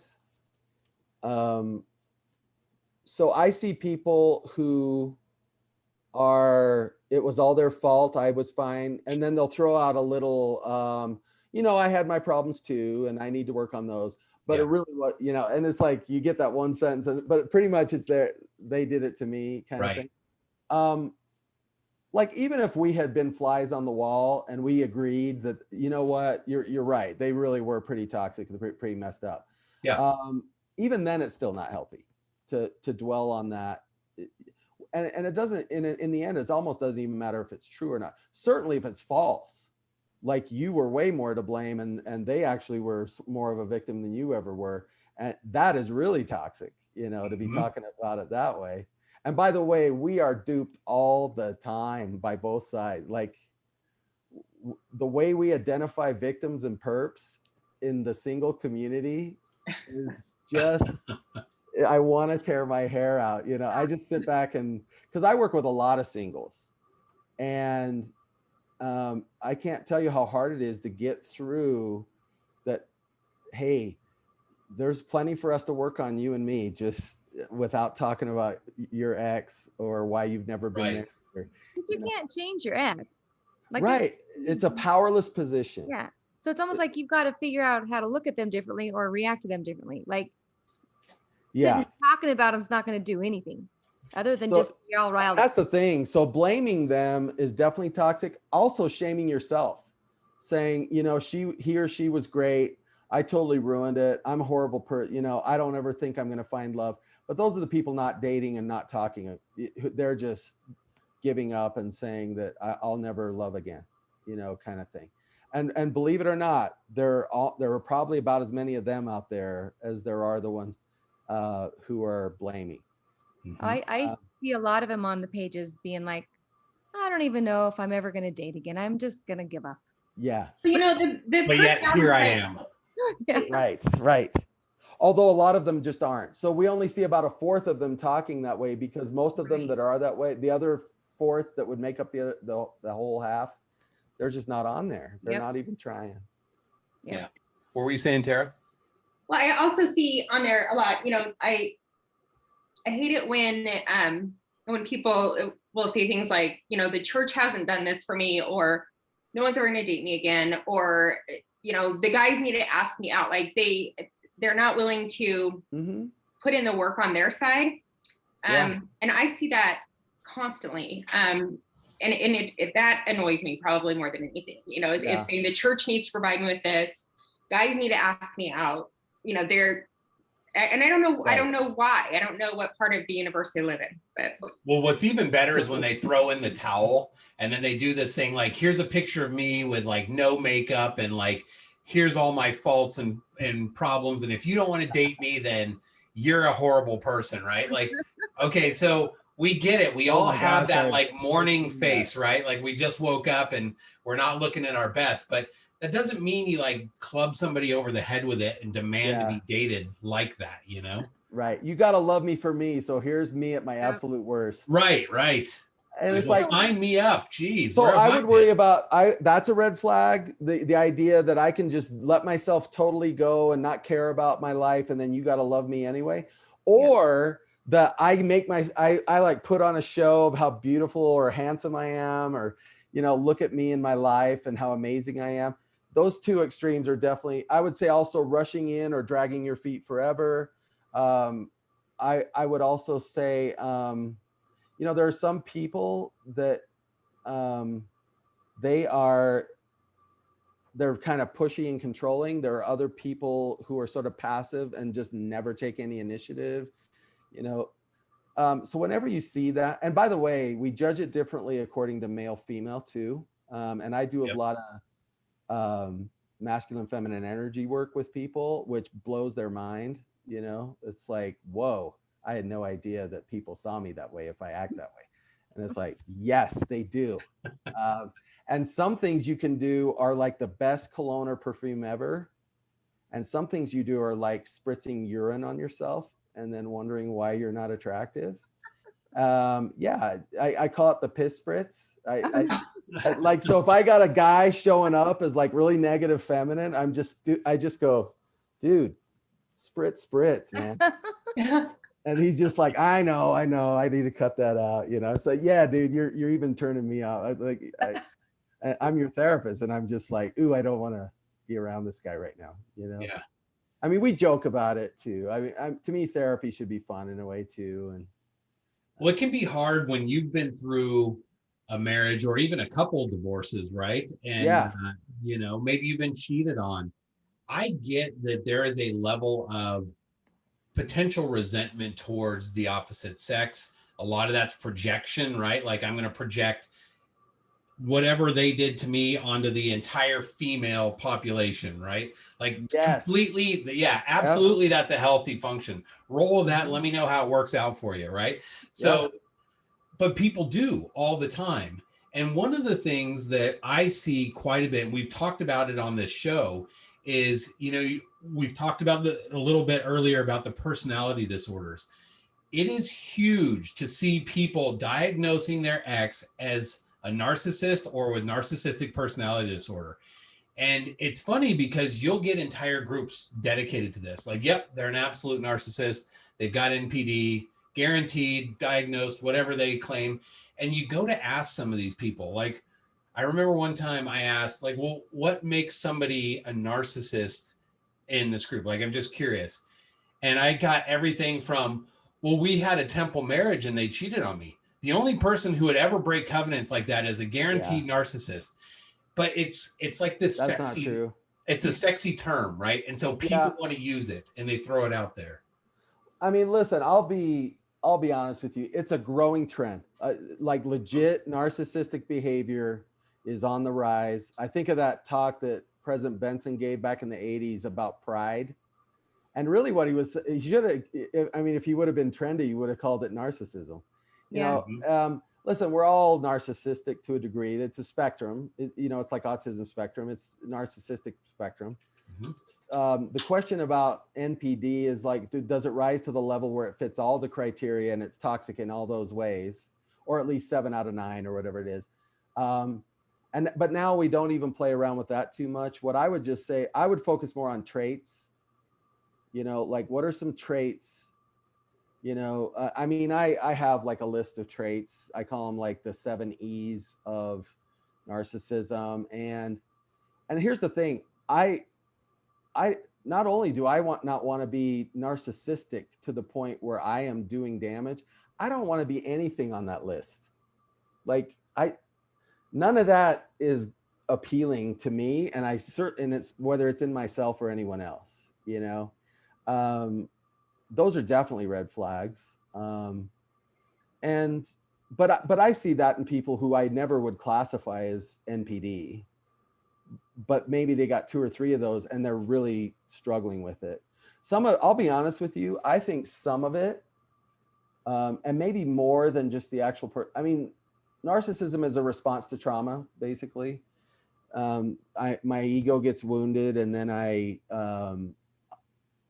go down a route where to deal with that, I have to put other people down. I have to aggrandize myself. I have to take advantage of people. People owe me, some of that stuff. But I would say more often than not, like it's just PTSD.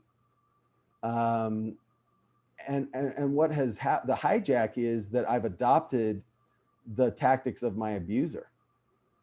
It's Stockholm syndrome, like I've learned to wrestle with pigs, and now I'm a pig wrestler, and then I marry someone who's not a pig and I wrestle with the pig, and it's like, hey, I'm not a pig, and it's like, and then we get really pissed off because we're not a pig and they're trying to wrestle with us like we're a pig. Yeah. And that's just more of that projection then. Like, I'm going to take everything that's happened to me before and we're going to relive it. Yeah. So. And then the other people don't know what to do with it, and so they make dumb mistakes and they get toxic in their own way and they respond in ways that just perpetuate it, just feed the beast. And yeah, it's hard. So when we map out people's relationships and we put on there what their triggers are and how they respond internally to it, they look up at that board when I map that out for them. And like, it's anywhere from like laugh their butts off to just sob like a child. It's just like, oh my gosh, what the heck are we doing to each other? You know what I mean? And so that's why I like to make it conscious. Unless you're deeply mentally ill or narcissistic or borderline or schizophrenic or something, when you look at a board like that, you're going to go, you know what? I need to quit doing this, and that doesn't mean you'll find a way to stop. But I love that as a starting point, at least, to just say, yeah, what I'm doing is not healthy. Neither is what they're doing on that side, but what can I do about that? Other than I just got to fix my stuff.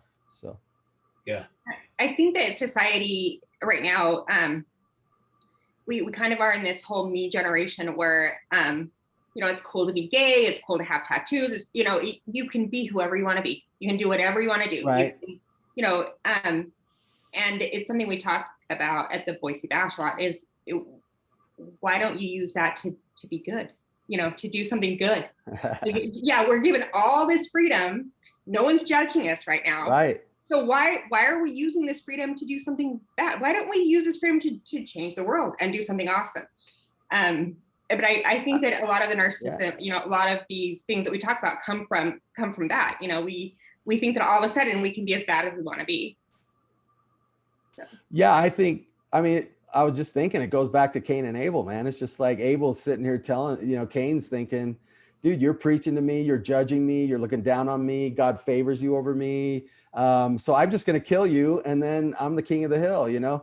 I mean, what did he say as soon as he did that? I am free, you know? Yeah. He'd never been more of a slave. You know, he didn't kill anything. Abel's fine. He didn't hurt Abel at all. You know, he ruined his life, not Abel's. You know, Abel has a lot to look forward to still, you know. And it's interesting to look at and see that as we embrace these so-called freedoms, isn't it funny how the suicide rate and the depression rate, you know, goes right up with it? You know, the more indulgent I become, the more depressed and miserable I become. Isn't that weird? Exactly. Oh my gosh. Yeah. Who would have, I need to incorporate that into my courses and retreats. That's like the secret, you know, of course, you know, it's not a secret. Yeah. It's just, so we think we're going to be free, and in reality, we're enslaving ourselves. And yeah, freedom comes, you know, that's why I love these skills. They really set you free, you know, changing the way your mind works. Instead of saying my mind works just fine, the rest of you are screwed up. What if I really said, you know what, maybe I am a little bit screwed up, you know, maybe I do need to kind of change the way I look at things, you know? And if you did that, guess what would be the proof that you were right? Your life gets better. Exactly. I went to the addiction recovery program with my ex quite a bit. And I can't remember if it was 12 steps. I think they had their own 12-step sort of thing. But however it's a many 12 step program. And I just remember sitting there with her thinking, you know, I've never had a problem with drugs or alcohol. This isn't my thing, but I'm looking at the material here. And if I'm being honest with myself, there's plenty here for me to work on. And this is something that could, even though it's drug and alcohol kind of focused, this is something that probably just about everybody in the church or everybody in society really could sit down and look at this and say, there's something here for me. I mean, if it's true and it works, yeah, I got to ask myself why I'm rejecting that. You know, why am I not open to that? And especially if it's been working for literally 100 years or like 50 years, or in the case of mindfulness for 2,400 years, or, you know, and so, but some of us struggle with things that are what we call egosyntonic, meaning it's just become a part of who I am and I don't see it. It's a blind spot. And to me, that is the death sentence to therapy for you.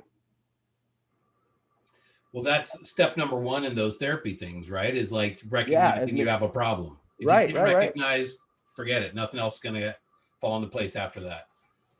So that's ego dystonic, when I realize that this is not healthy. So a typical one of the OCD is a very ego dystonic disorder, meaning that if I'm counting the outlets 3 times before I can go to work throughout my whole house, I know that's crazy. Like, that's not sane. And it's driving me nuts, and I can't get to work. And I have to get up at 5 a.m. That's a bad thing? Okay, right. Hold on, let me write this down real quick so I stop doing it. So, okay. Yeah, so well, you know, you could be a little healthier than doing that. So, but like something like schizophrenia isn't, you know, schizophrenia, if I'm hearing voices, there's voices. If you don't think there's voices, you're crazy. You know what I mean? And so, and definitely with personality disorders, those are egosyntonic, meaning I'm fine. I'm fine. Addiction can be that way if you're in, you know, denial. And that's where you talk about rock bottom. I mean, in some ways, all of these things need to get to a level of depravity. I mean, it really is all the prodigal son story. You know, I got to get to a level of depravity where I have a choice to make. I can either keep tricking myself into thinking I'm fine until I die, or if I'm going to save myself, I have to admit, yeah, this sucks. And this is me. I am alone in this pigsty with these pigs. No one else like threw me here. Right. And it certainly wasn't my dad's fault. He gave me everything I had coming. And so, and then the choice is, do you humble? I prefer, I'm trying to humble long before I'm in the pigsty. Like, if I can help it, you know. Well, especially if you're single. Like, to me, I sort of feel like now's such a good time for me to work on myself, because it just becomes more complicated when I throw in a marriage and add layers of like, I'm hurting somebody else because of my own issues that I never worked on, sort of thing. Like if I can just work on as much as I can now, that is putting me ahead of the game, at least in my own mind. Right. I kind of look at it. I mean, that was the great lesson of my second marriage was I did not have my crap together as much as I thought I did. I thought I was on top of the world, going into that marriage. And in many ways I was, but man, I fell apart, man. I did not do well. And I'm not saying how much of that was me or how much of it was the marriage. The point is I just didn't do well, and so that's why this time around 8 dates in 2 years, because it's like, let's not do that again. I mean, I don't want to wait like 8 or 10 years, like again, balance is key, Yeah. So at some point you got to be brave and be willing to step forward and step out and be willing to take a chance. But don't be reckless. Be careful, but don't be a recluse, and that's hard when you've been hurt to find that balance. So what do you think then when you see these couples that they're jumping into relationships? I don't want to kind of point any fingers or anything, but we see this a lot. Like people who 5 weeks in, they're like getting engaged. 2 months later, they're like married. And it's like, wait a minute, you guys have been divorced and gone through a lot of trauma. Like, to me, that's a scary thing. Like the thought of going that quick to me just doesn't compute in my head like it's something that's a winning formula. Right. And I would say generally you're right. So this was my philosophy before my second marriage, and it's still my philosophy, although I probably adapted it a little bit because I did kind of rush in on that one a little. I wouldn't say a lot, but a little. Yeah. Like, it was over a year after my divorce, but we could have definitely gotten to know each other better. Mm-hmm. But I know people who've dated for a year or two and they still get divorced. So sure. Yeah, there's no guarantee either way. Yeah, we're not time. So I would get away from time and so rather than say timeline, I would say milestones, meaning like, because I'll be honest with you, even though I think the percentages are a lot lower, I think people who get married in 2 or 3 months, some of them do great. Some of them do great. It might only be 20 or 30% of them instead of 40 or 50% who date a year. But it's not 5%, it's a significant portion. They really do fall in love. They really are healthy and they really make it work. They do well. And so what I would say probably more important than that is just what we were talking about before, know whether you're healed or not, and if I got 2 people who are totally healed, they can get married in 2 weeks. And if I got people who are broken and they're not fixing it, they can date for 5 years and they're still going to blow it. That's a great point. Yeah. So, but I do think that if you're both healthy and you date for at least, 6, 8, 12 months, I think you're increasing your likelihood to a point. I just think at some point, especially with the LDS dilemma of if I'm going to be faithful and I'm not going to have sex, at some point it's diminishing returns. I mean, it's probably like a bell curve. I haven't done the research, but it's kind of like there's probably this magic middle point where you're at the highest point of what you're going to learn about this person. And it's not 2 years. It's probably more like 9 to 12 months, something like that. But I don't know, I don't know. And so everybody's different. But I bet John Gottman, if he met with them, he could be on it in like half an hour. Okay, these 2 are going to make it. We've only dated 2 months. I don't care about the 2 months. You're going to make it. Yeah. Well, this couple's dated a year. Yeah, they're not going to make it. Yeah, that he's interesting that way. Yeah. But I kind of feel like for me, when I'm dating somebody, we all put on our best foot forward, right? Well, except those people we talked about who are like, this is me at my worst and you should date me anyway. But we kind of all have that, like, we're on our good behavior at the beginning. We're all doing this. And like, so there's a little bit of a facade, not necessarily like a bad thing, but we're trying our best, right? This is me at my best. And that's okay. But after a while, when things kind of normalize out, if too much of that being your best is just you being fake or something like that, that's eventually going to flesh out. I see a lot Yeah. of people who do that, who just, they're not like that's not who you really are, and you're trying to put this image out there for people, and Yeah. then after time, like let's say you actually land a date or a marriage or something like that, eventually that's all going to come out in the wash, and that's going to be a really ugly day when finally they're just like, oh my gosh, I married this person, right? Like, Right. what?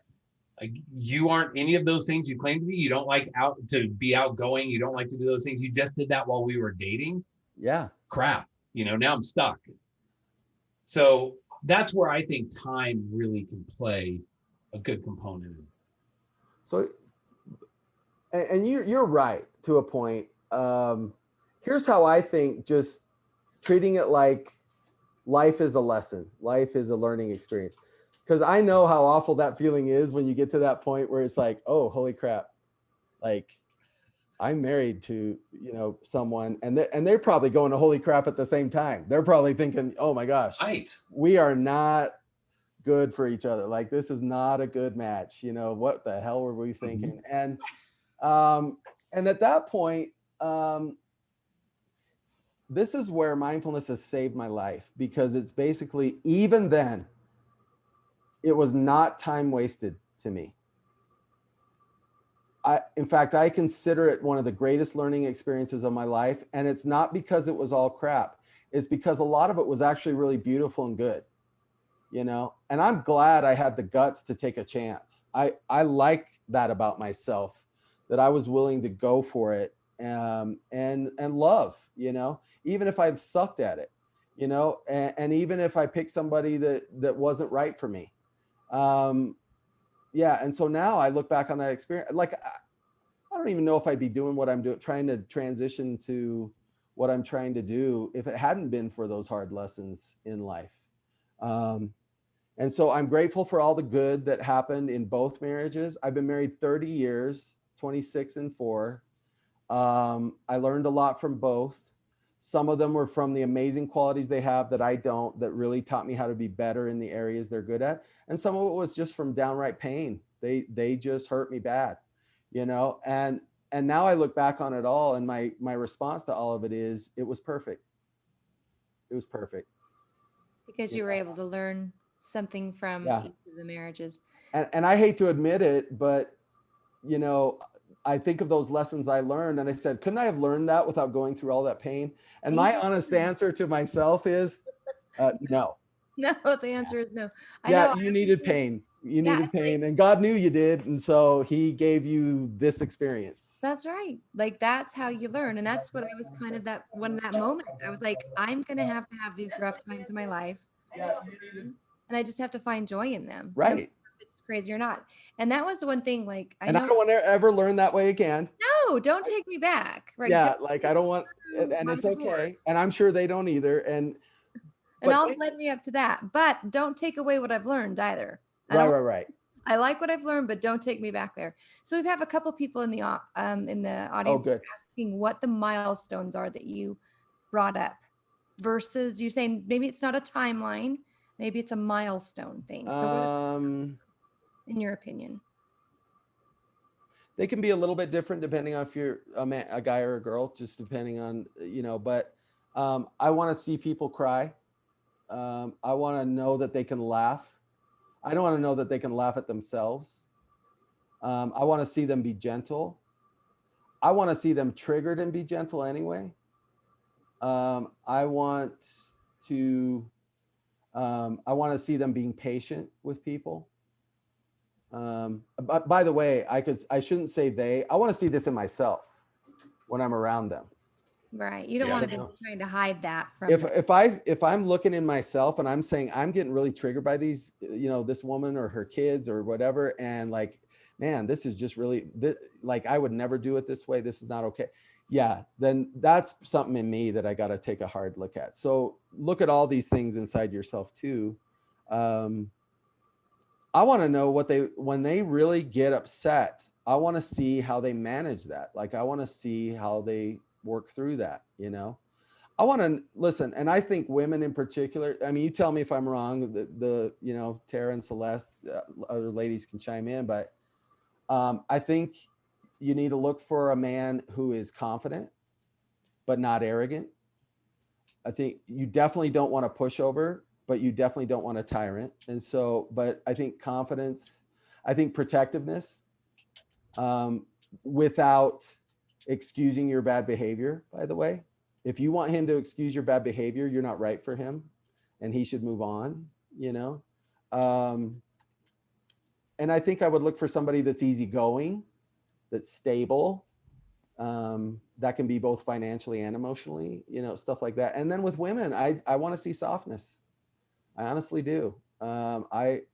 Not if she's not safe. I don't expect that. You know, if she's in an environment where she's not safe, I don't expect her to be totally sweet and gentle. She needs to be able to set boundaries and stand up for herself. But if she's safe, you know, and I would expect to see in both patience. And so I would just say, what qualities are the things you're really looking for? And then really look for the milestones would be, while under pressure in this way, they showed up this way, and it was the things I love, even when they were having a hard day. Yeah, those are the milestones I want to see. And in a way, that's where it takes the time, like Everett said. I need to have enough time. And could that happen in 2 months? Like if a couple people we love die, or, you know, we go through hard things. Yeah, I guess so. But if over a year, everybody's going to have some pain. Yeah.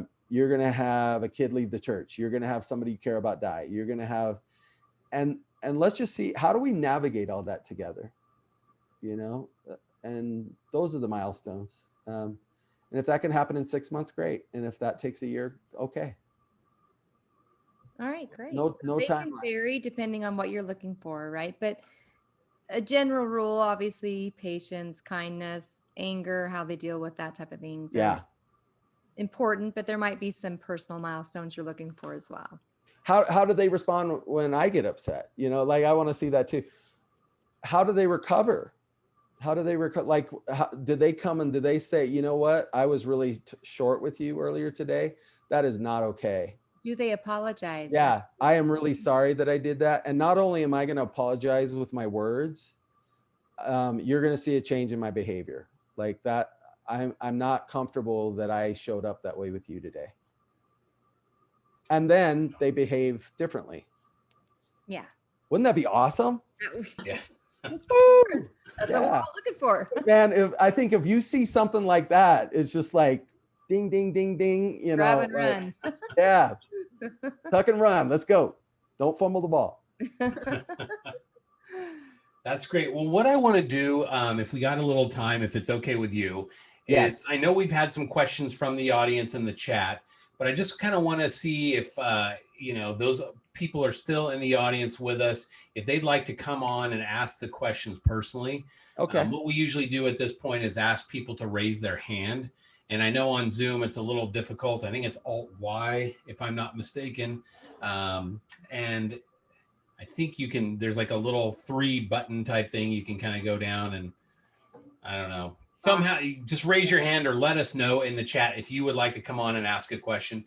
If you're in a spot where you can't turn on your camera, that's okay too. We can just do audio if that works for you. But if you've got a question, let us know. One way or the other, we'll take kind of one at a time and have you come on and ask your question. In the meantime, while we're kind of going through that, I guess, you know, kind of the thought is for me, you've got this list of things that you'd want to look for. When you see somebody who maybe is going through their own struggles, have you ever had somebody come through that's single? Because you mentioned you do see a bunch of single people. Yeah. And you just tell them like, dude, if I were you, I would stop dating. Like, just, you're not there. You're not at a spot where you are healthy enough to be in a relationship. Because my opinion is there's a lot of people who take that pain and they're like, if I can just jump into another relationship, it'll heal that, like that emptiness or that hole. And that's not good. That other person is not your Band-Aid. They are not there to like emotionally like be your balm to kind of soothe whatever pain you're going through. So When do you shut that down for people? I never shut it down, but I definitely point them to things within themselves where they shut it down. You get them to that conclusion on their own. I will basically observe things in them, and I'll just say, wow, you know, I can just tell you are really hurting right now, you know, and that you're really struggling in that relationship with your girlfriend. And man, and when you tell me what you're dealing with in that relationship, I don't know if it's so toxic that seems like what I would expect from somebody. And I'm wondering how much of that is your own hurt that came from long before you even met her. You know, what's going on with you? And as they explore that, you know, they're going to get in there and they're going to be like, oh my gosh, like I am getting triggered over some things that I should be more resilient. I'd like it, you know, I don't want them to shame themselves, but I think I want them to come around to seeing it, you know, and then just validate when they say, John, I need to break it off and I can come back later, but I feel like I really need to figure my stuff out. And then I'll just say, you know what? I think that's really mature. I think that's a really wise thing to do. And wouldn't you rather have somebody help you come to that conclusion that way than rather than just say, dude, you need to quit dating. You're jacked up. Yeah. Well, I mean, that's the good thing, right? To get them to figure it out. Exactly. Right. Straight to the point. That's what I'm saying in my head though, Everett. I really, that, you know, it's like, dude, man, this needs. Oh, I'm sure you've sat there across from people before going like, wow, man, I can't wait till this one's over. Yeah. Like watching the clock. Oh, we got Heidi. Heidi's got a question. Go. Have at it, Heidi. Okay, sorry. Actually, I have a few. Let me open my phone because I wrote them down. Yeah. Uh-huh. We have an eight question limit. No, just three. Oh, three. Okay, we can do that. When I said few, I really did mean few. Okay, good.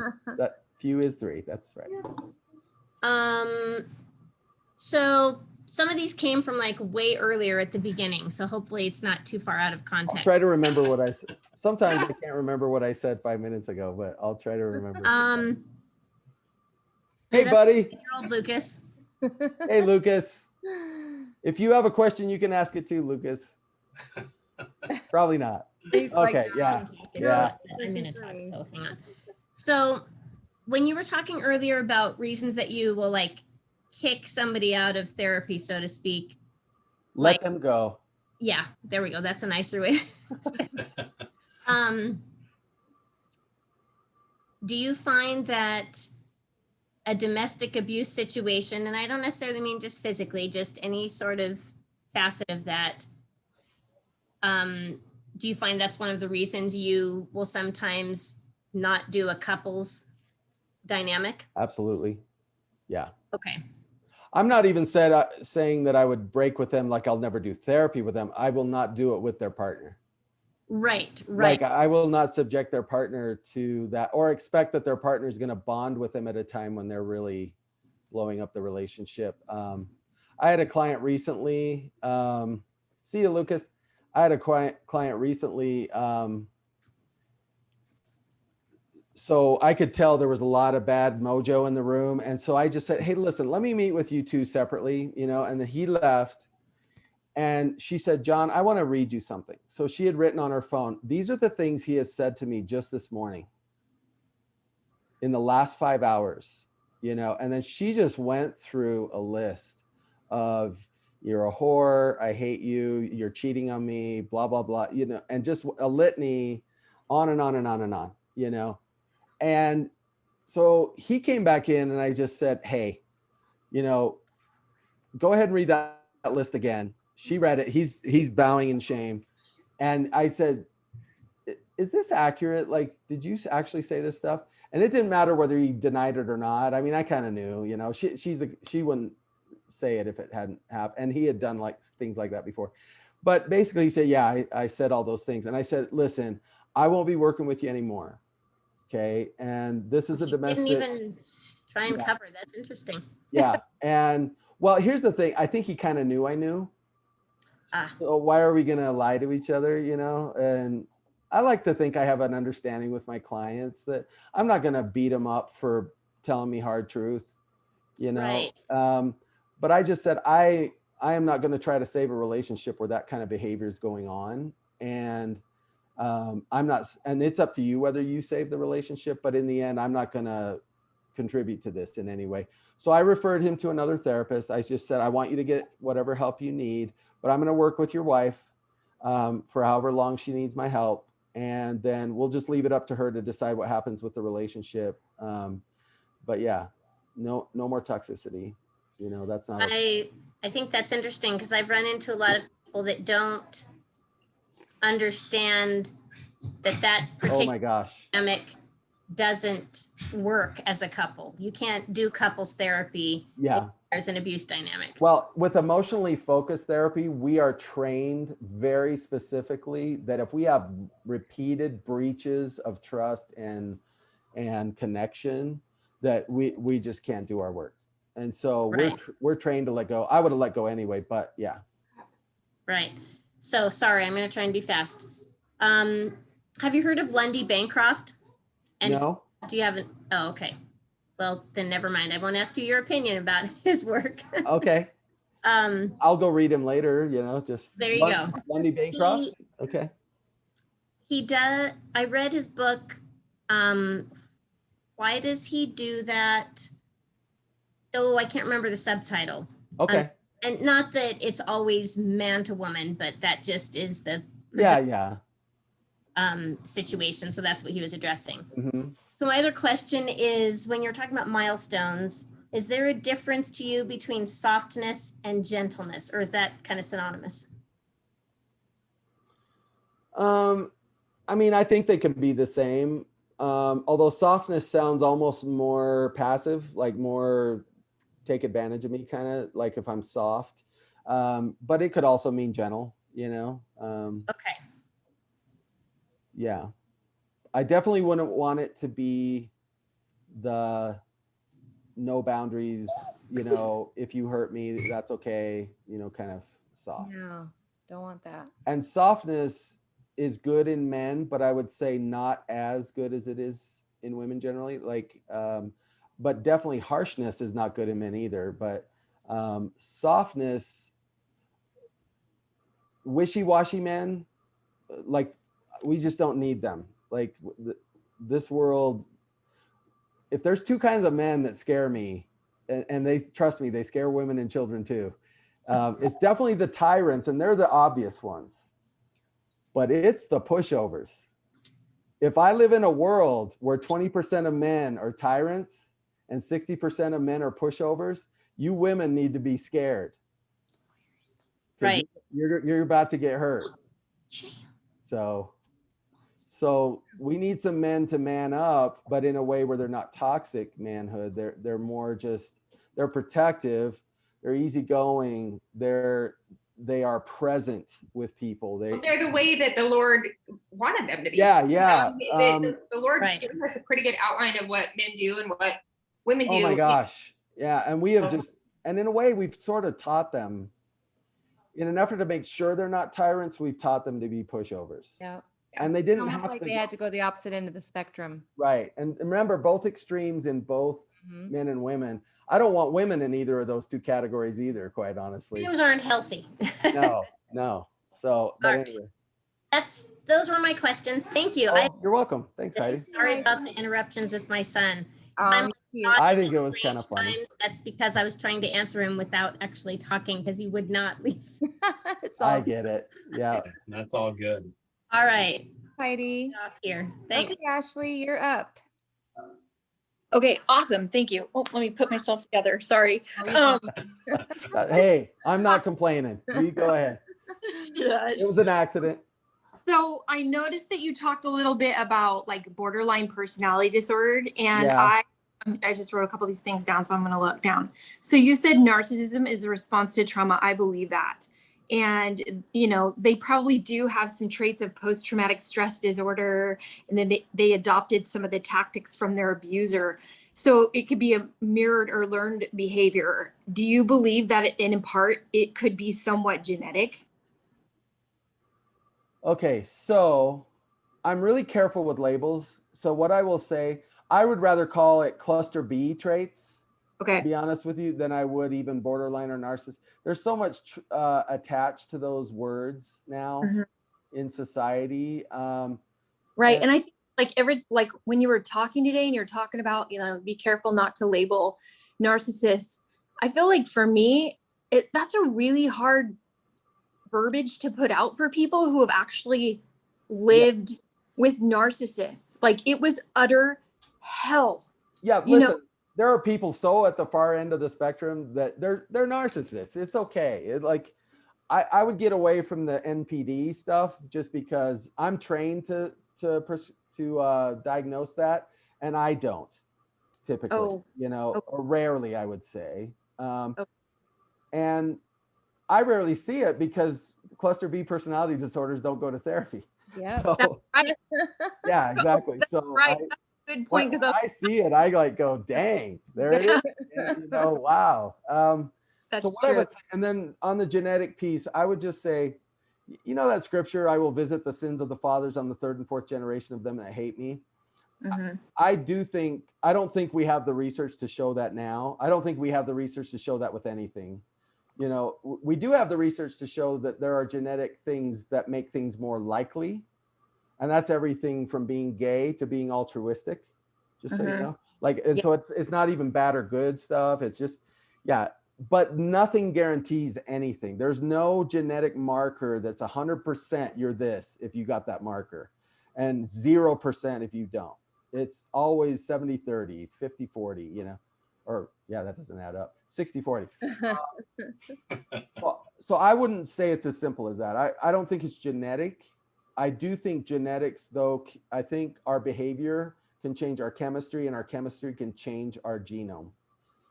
And I do think that can be passed on. We know that drinking soda can alter your DNA. I mean, if soda can alter your DNA, high levels of cortisol certainly got to alter your DNA. You know what Kind I of mean? like how when you see like generations past of people who have really strong to addictions, like it goes through the like generational. Yeah. And some of that is behavior and chemistry, and some of it's the chemistry of the actual substance they get addicted to too, and that alters us. But no, I think cluster B kind of personality disorders and stuff. What I would say to people who feel like they've been they've been hurt by those kinds of behaviors, I would say focus on, it's okay to label a behavior. Listen, being egocentric is narcissistic. Being entitled is narcissistic. Right. Lacking empathy is narcissistic. Yeah. The question is, to what extent are you those things, and for how long, and how much does it hurt people and you don't care? That's where we get into labels like narcissist, or a borderline, they're just lost in it. It's like saying an alcoholic. I wouldn't say somebody who drinks even too much is necessarily an alcoholic. But yeah, there comes a point where we're all going to agree that dude's an alcoholic. He is drunk all the time. And so. Okay. Thank you. That helps. All right. Thank you, Ashley. Do we have any other questions out there? No? Okay. Well, it's interesting because a lot of people I know, when I think we've already said this, but a lot of people on these sites or these pages like to label their exes as narcissists and all that stuff. And I think I like that you're saying that it's like there are true narcissists, but they're so extreme and they're so very far and few because they're not going to end up in your office to get I don't see them that often, as often as like it doesn't represent who's out there, I would say.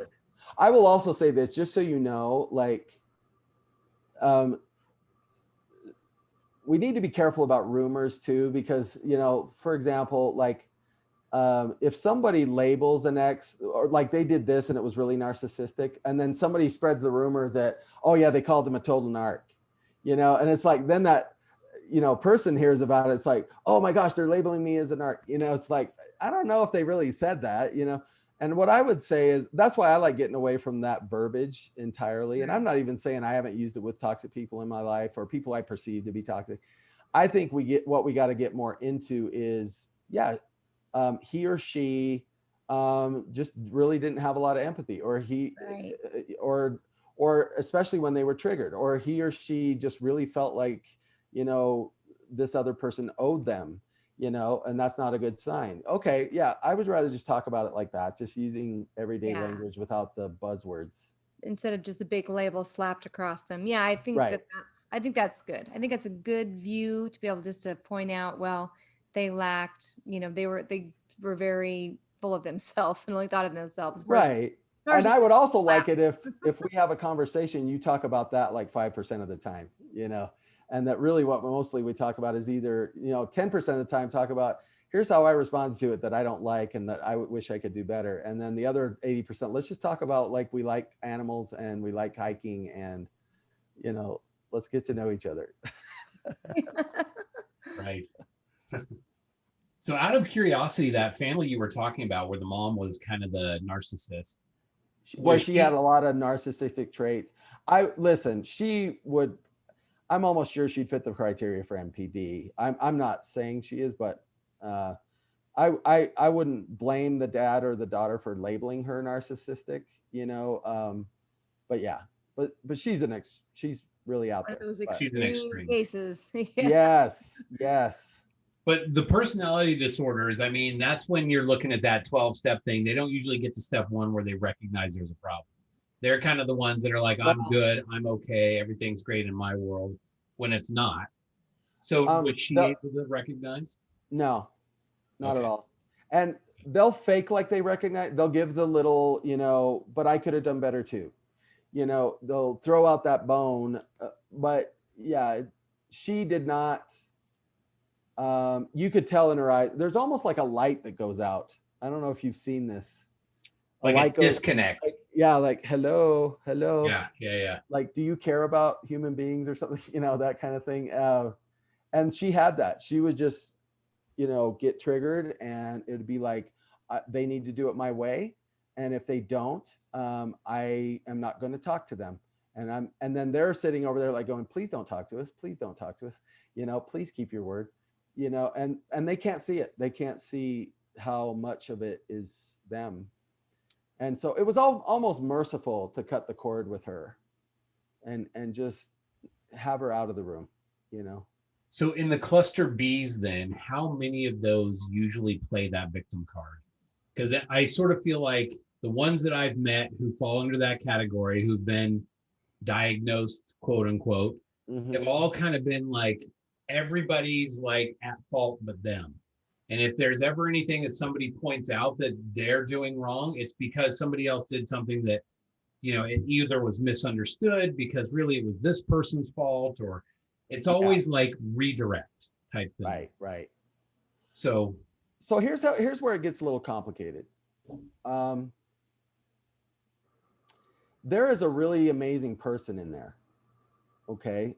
And as long as everything's going great, especially in the beginning, they can really let that amazing person shine and do really well until they get really triggered and really broken. Remember, the fuel for that kind of personality issue is both adoration and contempt. Like, they will love, but if they can't get you to adore them, they will accept contempt because both give them a sense of power. I can control you. I can get you pissed off at me. And that's why mindfulness, where I stay balanced in the presence of that, is so powerful, and so, and listen, here's what I would say, and I've seen this throughout my career. Every once in a while, you'll have somebody who fits the criteria for those disorders, and something will happen and the real them comes out. And usually what that will look like for them will be like literally like a breakdown, like just like a sobbing. And I am so sorry. Like, I am ashamed of the way I treat you. You know, Like a sudden realization of all the crap and they that will they've beg done. your forgiveness, and you can tell it's not feigned. It's not like begging your forgiveness, wink, wink, you know, like trying to get you to stay because you're going to leave me. No, these are usually in situations where nobody's leaving right away, you know, anyway. So, and they will you'll get to see The real them. the real them. Yeah. And in a way, that's one of the most beautiful experiences, because it's like you realize how hard it is for them to open up like that because they are so shut down. Right. The thing you got to be careful of if you're in a relationship with them is letting that give you hope that now they're back. They're back. That's Oh my more of a gosh. one-off then. Well, it tends to be a one-off. And I'm not saying people can't have Alma the Younger experiences and they can be back, but that still doesn't happen that often. But here's the thing, to me, that's a great learning experience for all of us to realize, remind yourself, especially when they're hurting you so horribly, keep your boundaries, don't let them hurt you. But remember, there's something better in there somewhere. You know, there's something better in there somewhere. And that doesn't mean that you go soft on them. It just means try to be as gentle as you can. You know, know that if you're screaming at their dark self, their beautiful light inside is hearing that too and being broken by it, and even less likely to come out. And so, so calling them out on their crap really has the opposite effect of helping anything. I would say it's more how you call them out on their crap. Like, listen, you tell me how this sounds. If I just say to somebody, listen, hey, I do not want to have this conversation when we are triggered this way, and I do not want you talking to me this way. Okay. I am happy to have this conversation. Let's just come back to it later tonight and let's talk about it. But I want us to both be able to calm down, or we're just going to have to agree to disagree, compared to, oh my gosh, you're doing it again. You are horrible. I hate you. Shut up. You know, yeah, it's, what do you think's going to happen? You know, I'm not saying that more balanced approach is going to save the situation. I'm just saying, don't feed the beast with your contempt or with your adoration. Like, don't make nice just to get them to be nice to you either, you know? So, but listen, it's hard. It's just hard, you know? And I work with people for weeks and weeks on end, and it's still hard. So it's hard for me. Yeah. I bet it is. Yeah. Actually, with therapy, it's rarely hard on me. Although I will say with that family, yeah, it was hard. It was hard to, she didn't treat me great either in the room. You know, I remember thinking, oh my gosh, what if I was this guy or this daughter and had to go home? Yeah, I had to go home with the individual. Yeah, they're with her like all week, you know? And so, yeah. And I felt really triggered. So, yeah, I was able to, the last of my skills is actually the closest thing to gutting it out as you can do. It's called feel the fear and do it anyway. And I literally found myself, like, I rarely have to go there anymore. One, I don't have people that push me there very much these days. And the other one just is, usually the other 7 skills work. But she had me there, man. She took me right to the bottom of the list. And I tell people, yeah, when you suck at the other 7, go to number 8, you know? And so I'm sitting here like saying, oh my gosh, I want to tell her off. Oh my gosh, I want to put her in her place. And I was able to, even though I'm triggered and want to do those things, able to just come back calmly, just, you know, and just say, hey, you know, that just isn't true. You know, here, I want you to consider an alternative way of seeing things, you know? And it was just sort of a nice, and she gradually joined me. She joined me in that. And I even did it in a way where she was like, you know, you're probably right. This probably isn't good for me right now. But I'm glad you're willing to work with my husband and my daughter. Well, good. That would be for me, the hardest part about being a counselor is using that tact, because I get to a point where I'm tired of beating around the bush. Like, okay, here's my diagnosis. You're nuts. Like, you're, you know, just right. like, there it is, pie in the face sort of thing. You got it.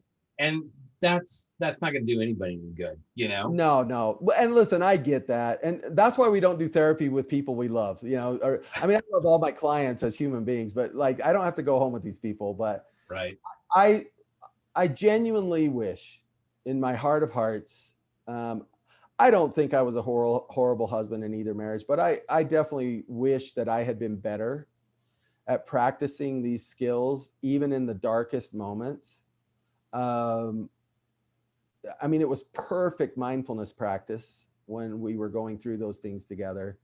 But in a way, I'm glad, because it showed me I need to tighten these things up, especially if I'm going to be teaching people on a large scale how to do them. And I need to have empathy for them when they're in situations that are probably far worse than what I've ever been in. And if I'm going to guide them through, I probably need to know what it's like to suck at them too, to really struggle. So before we enter, I know you said you have your first one scheduled already, right? Don't you like a first? Yeah. So here in Logan, and whether there's 5 or 500, we're doing an event at Riverwoods Conference Center here. It'll be on the 22nd at 7 p.m. It's a Thursday night. That might be hard for people traveling far, but for the locals, and basically it's a taste of this new way of helping people. And it'll be fun. It'll be, there'll be some comedy, a little bit of, there'll be some music and some cool stuff. I want to teach all these skills in ways that I really don't have the freedom to in therapy. Yeah. And there's something about, yeah, but when we laugh, when we cry, when we get real with each other, that can be really powerful. And we can do that, I think, 50 people at a time. Cool. Or 100 people. How can people find that? If people in the audience or people who watch this on Facebook Live or whatever want to find you. So go to Eventbrite or Facebook and look under events. And if you'll just enter Take Back Your Power is the name of the presentation, the name of the event. So if you go look up Take Back Your Power, there will be a conduit of light coming out of the sky. And yeah, it's an evening with Dr Brailsford. And so if you'll go there, you can actually, if you go on Facebook, it'll just link you to Eventbrite. So if you want to just go straight to Eventbrite, that's where you can purchase tickets. And yeah, I'd love to have people come out and get a taste of it. So well, I hope it goes well. I think that's a great concept to reach the masses. So hang in just for a second. Oh, you're good. Let me see if I can find it. I'm looking for it here on Facebook. Yeah, maybe and what I'd like to do too is there's a whole lot of Take Back Your Powers on Facebook. I'd like to also, if it's okay with you, John, put a link on our Facebook group as well, so people that'd be great. Who are watching this can go, and so we'll find it and get it posted on the group as well. Thanks, guys. Come here, buddy. I'm gonna let my little buddy say good night to you guys. Oh yeah.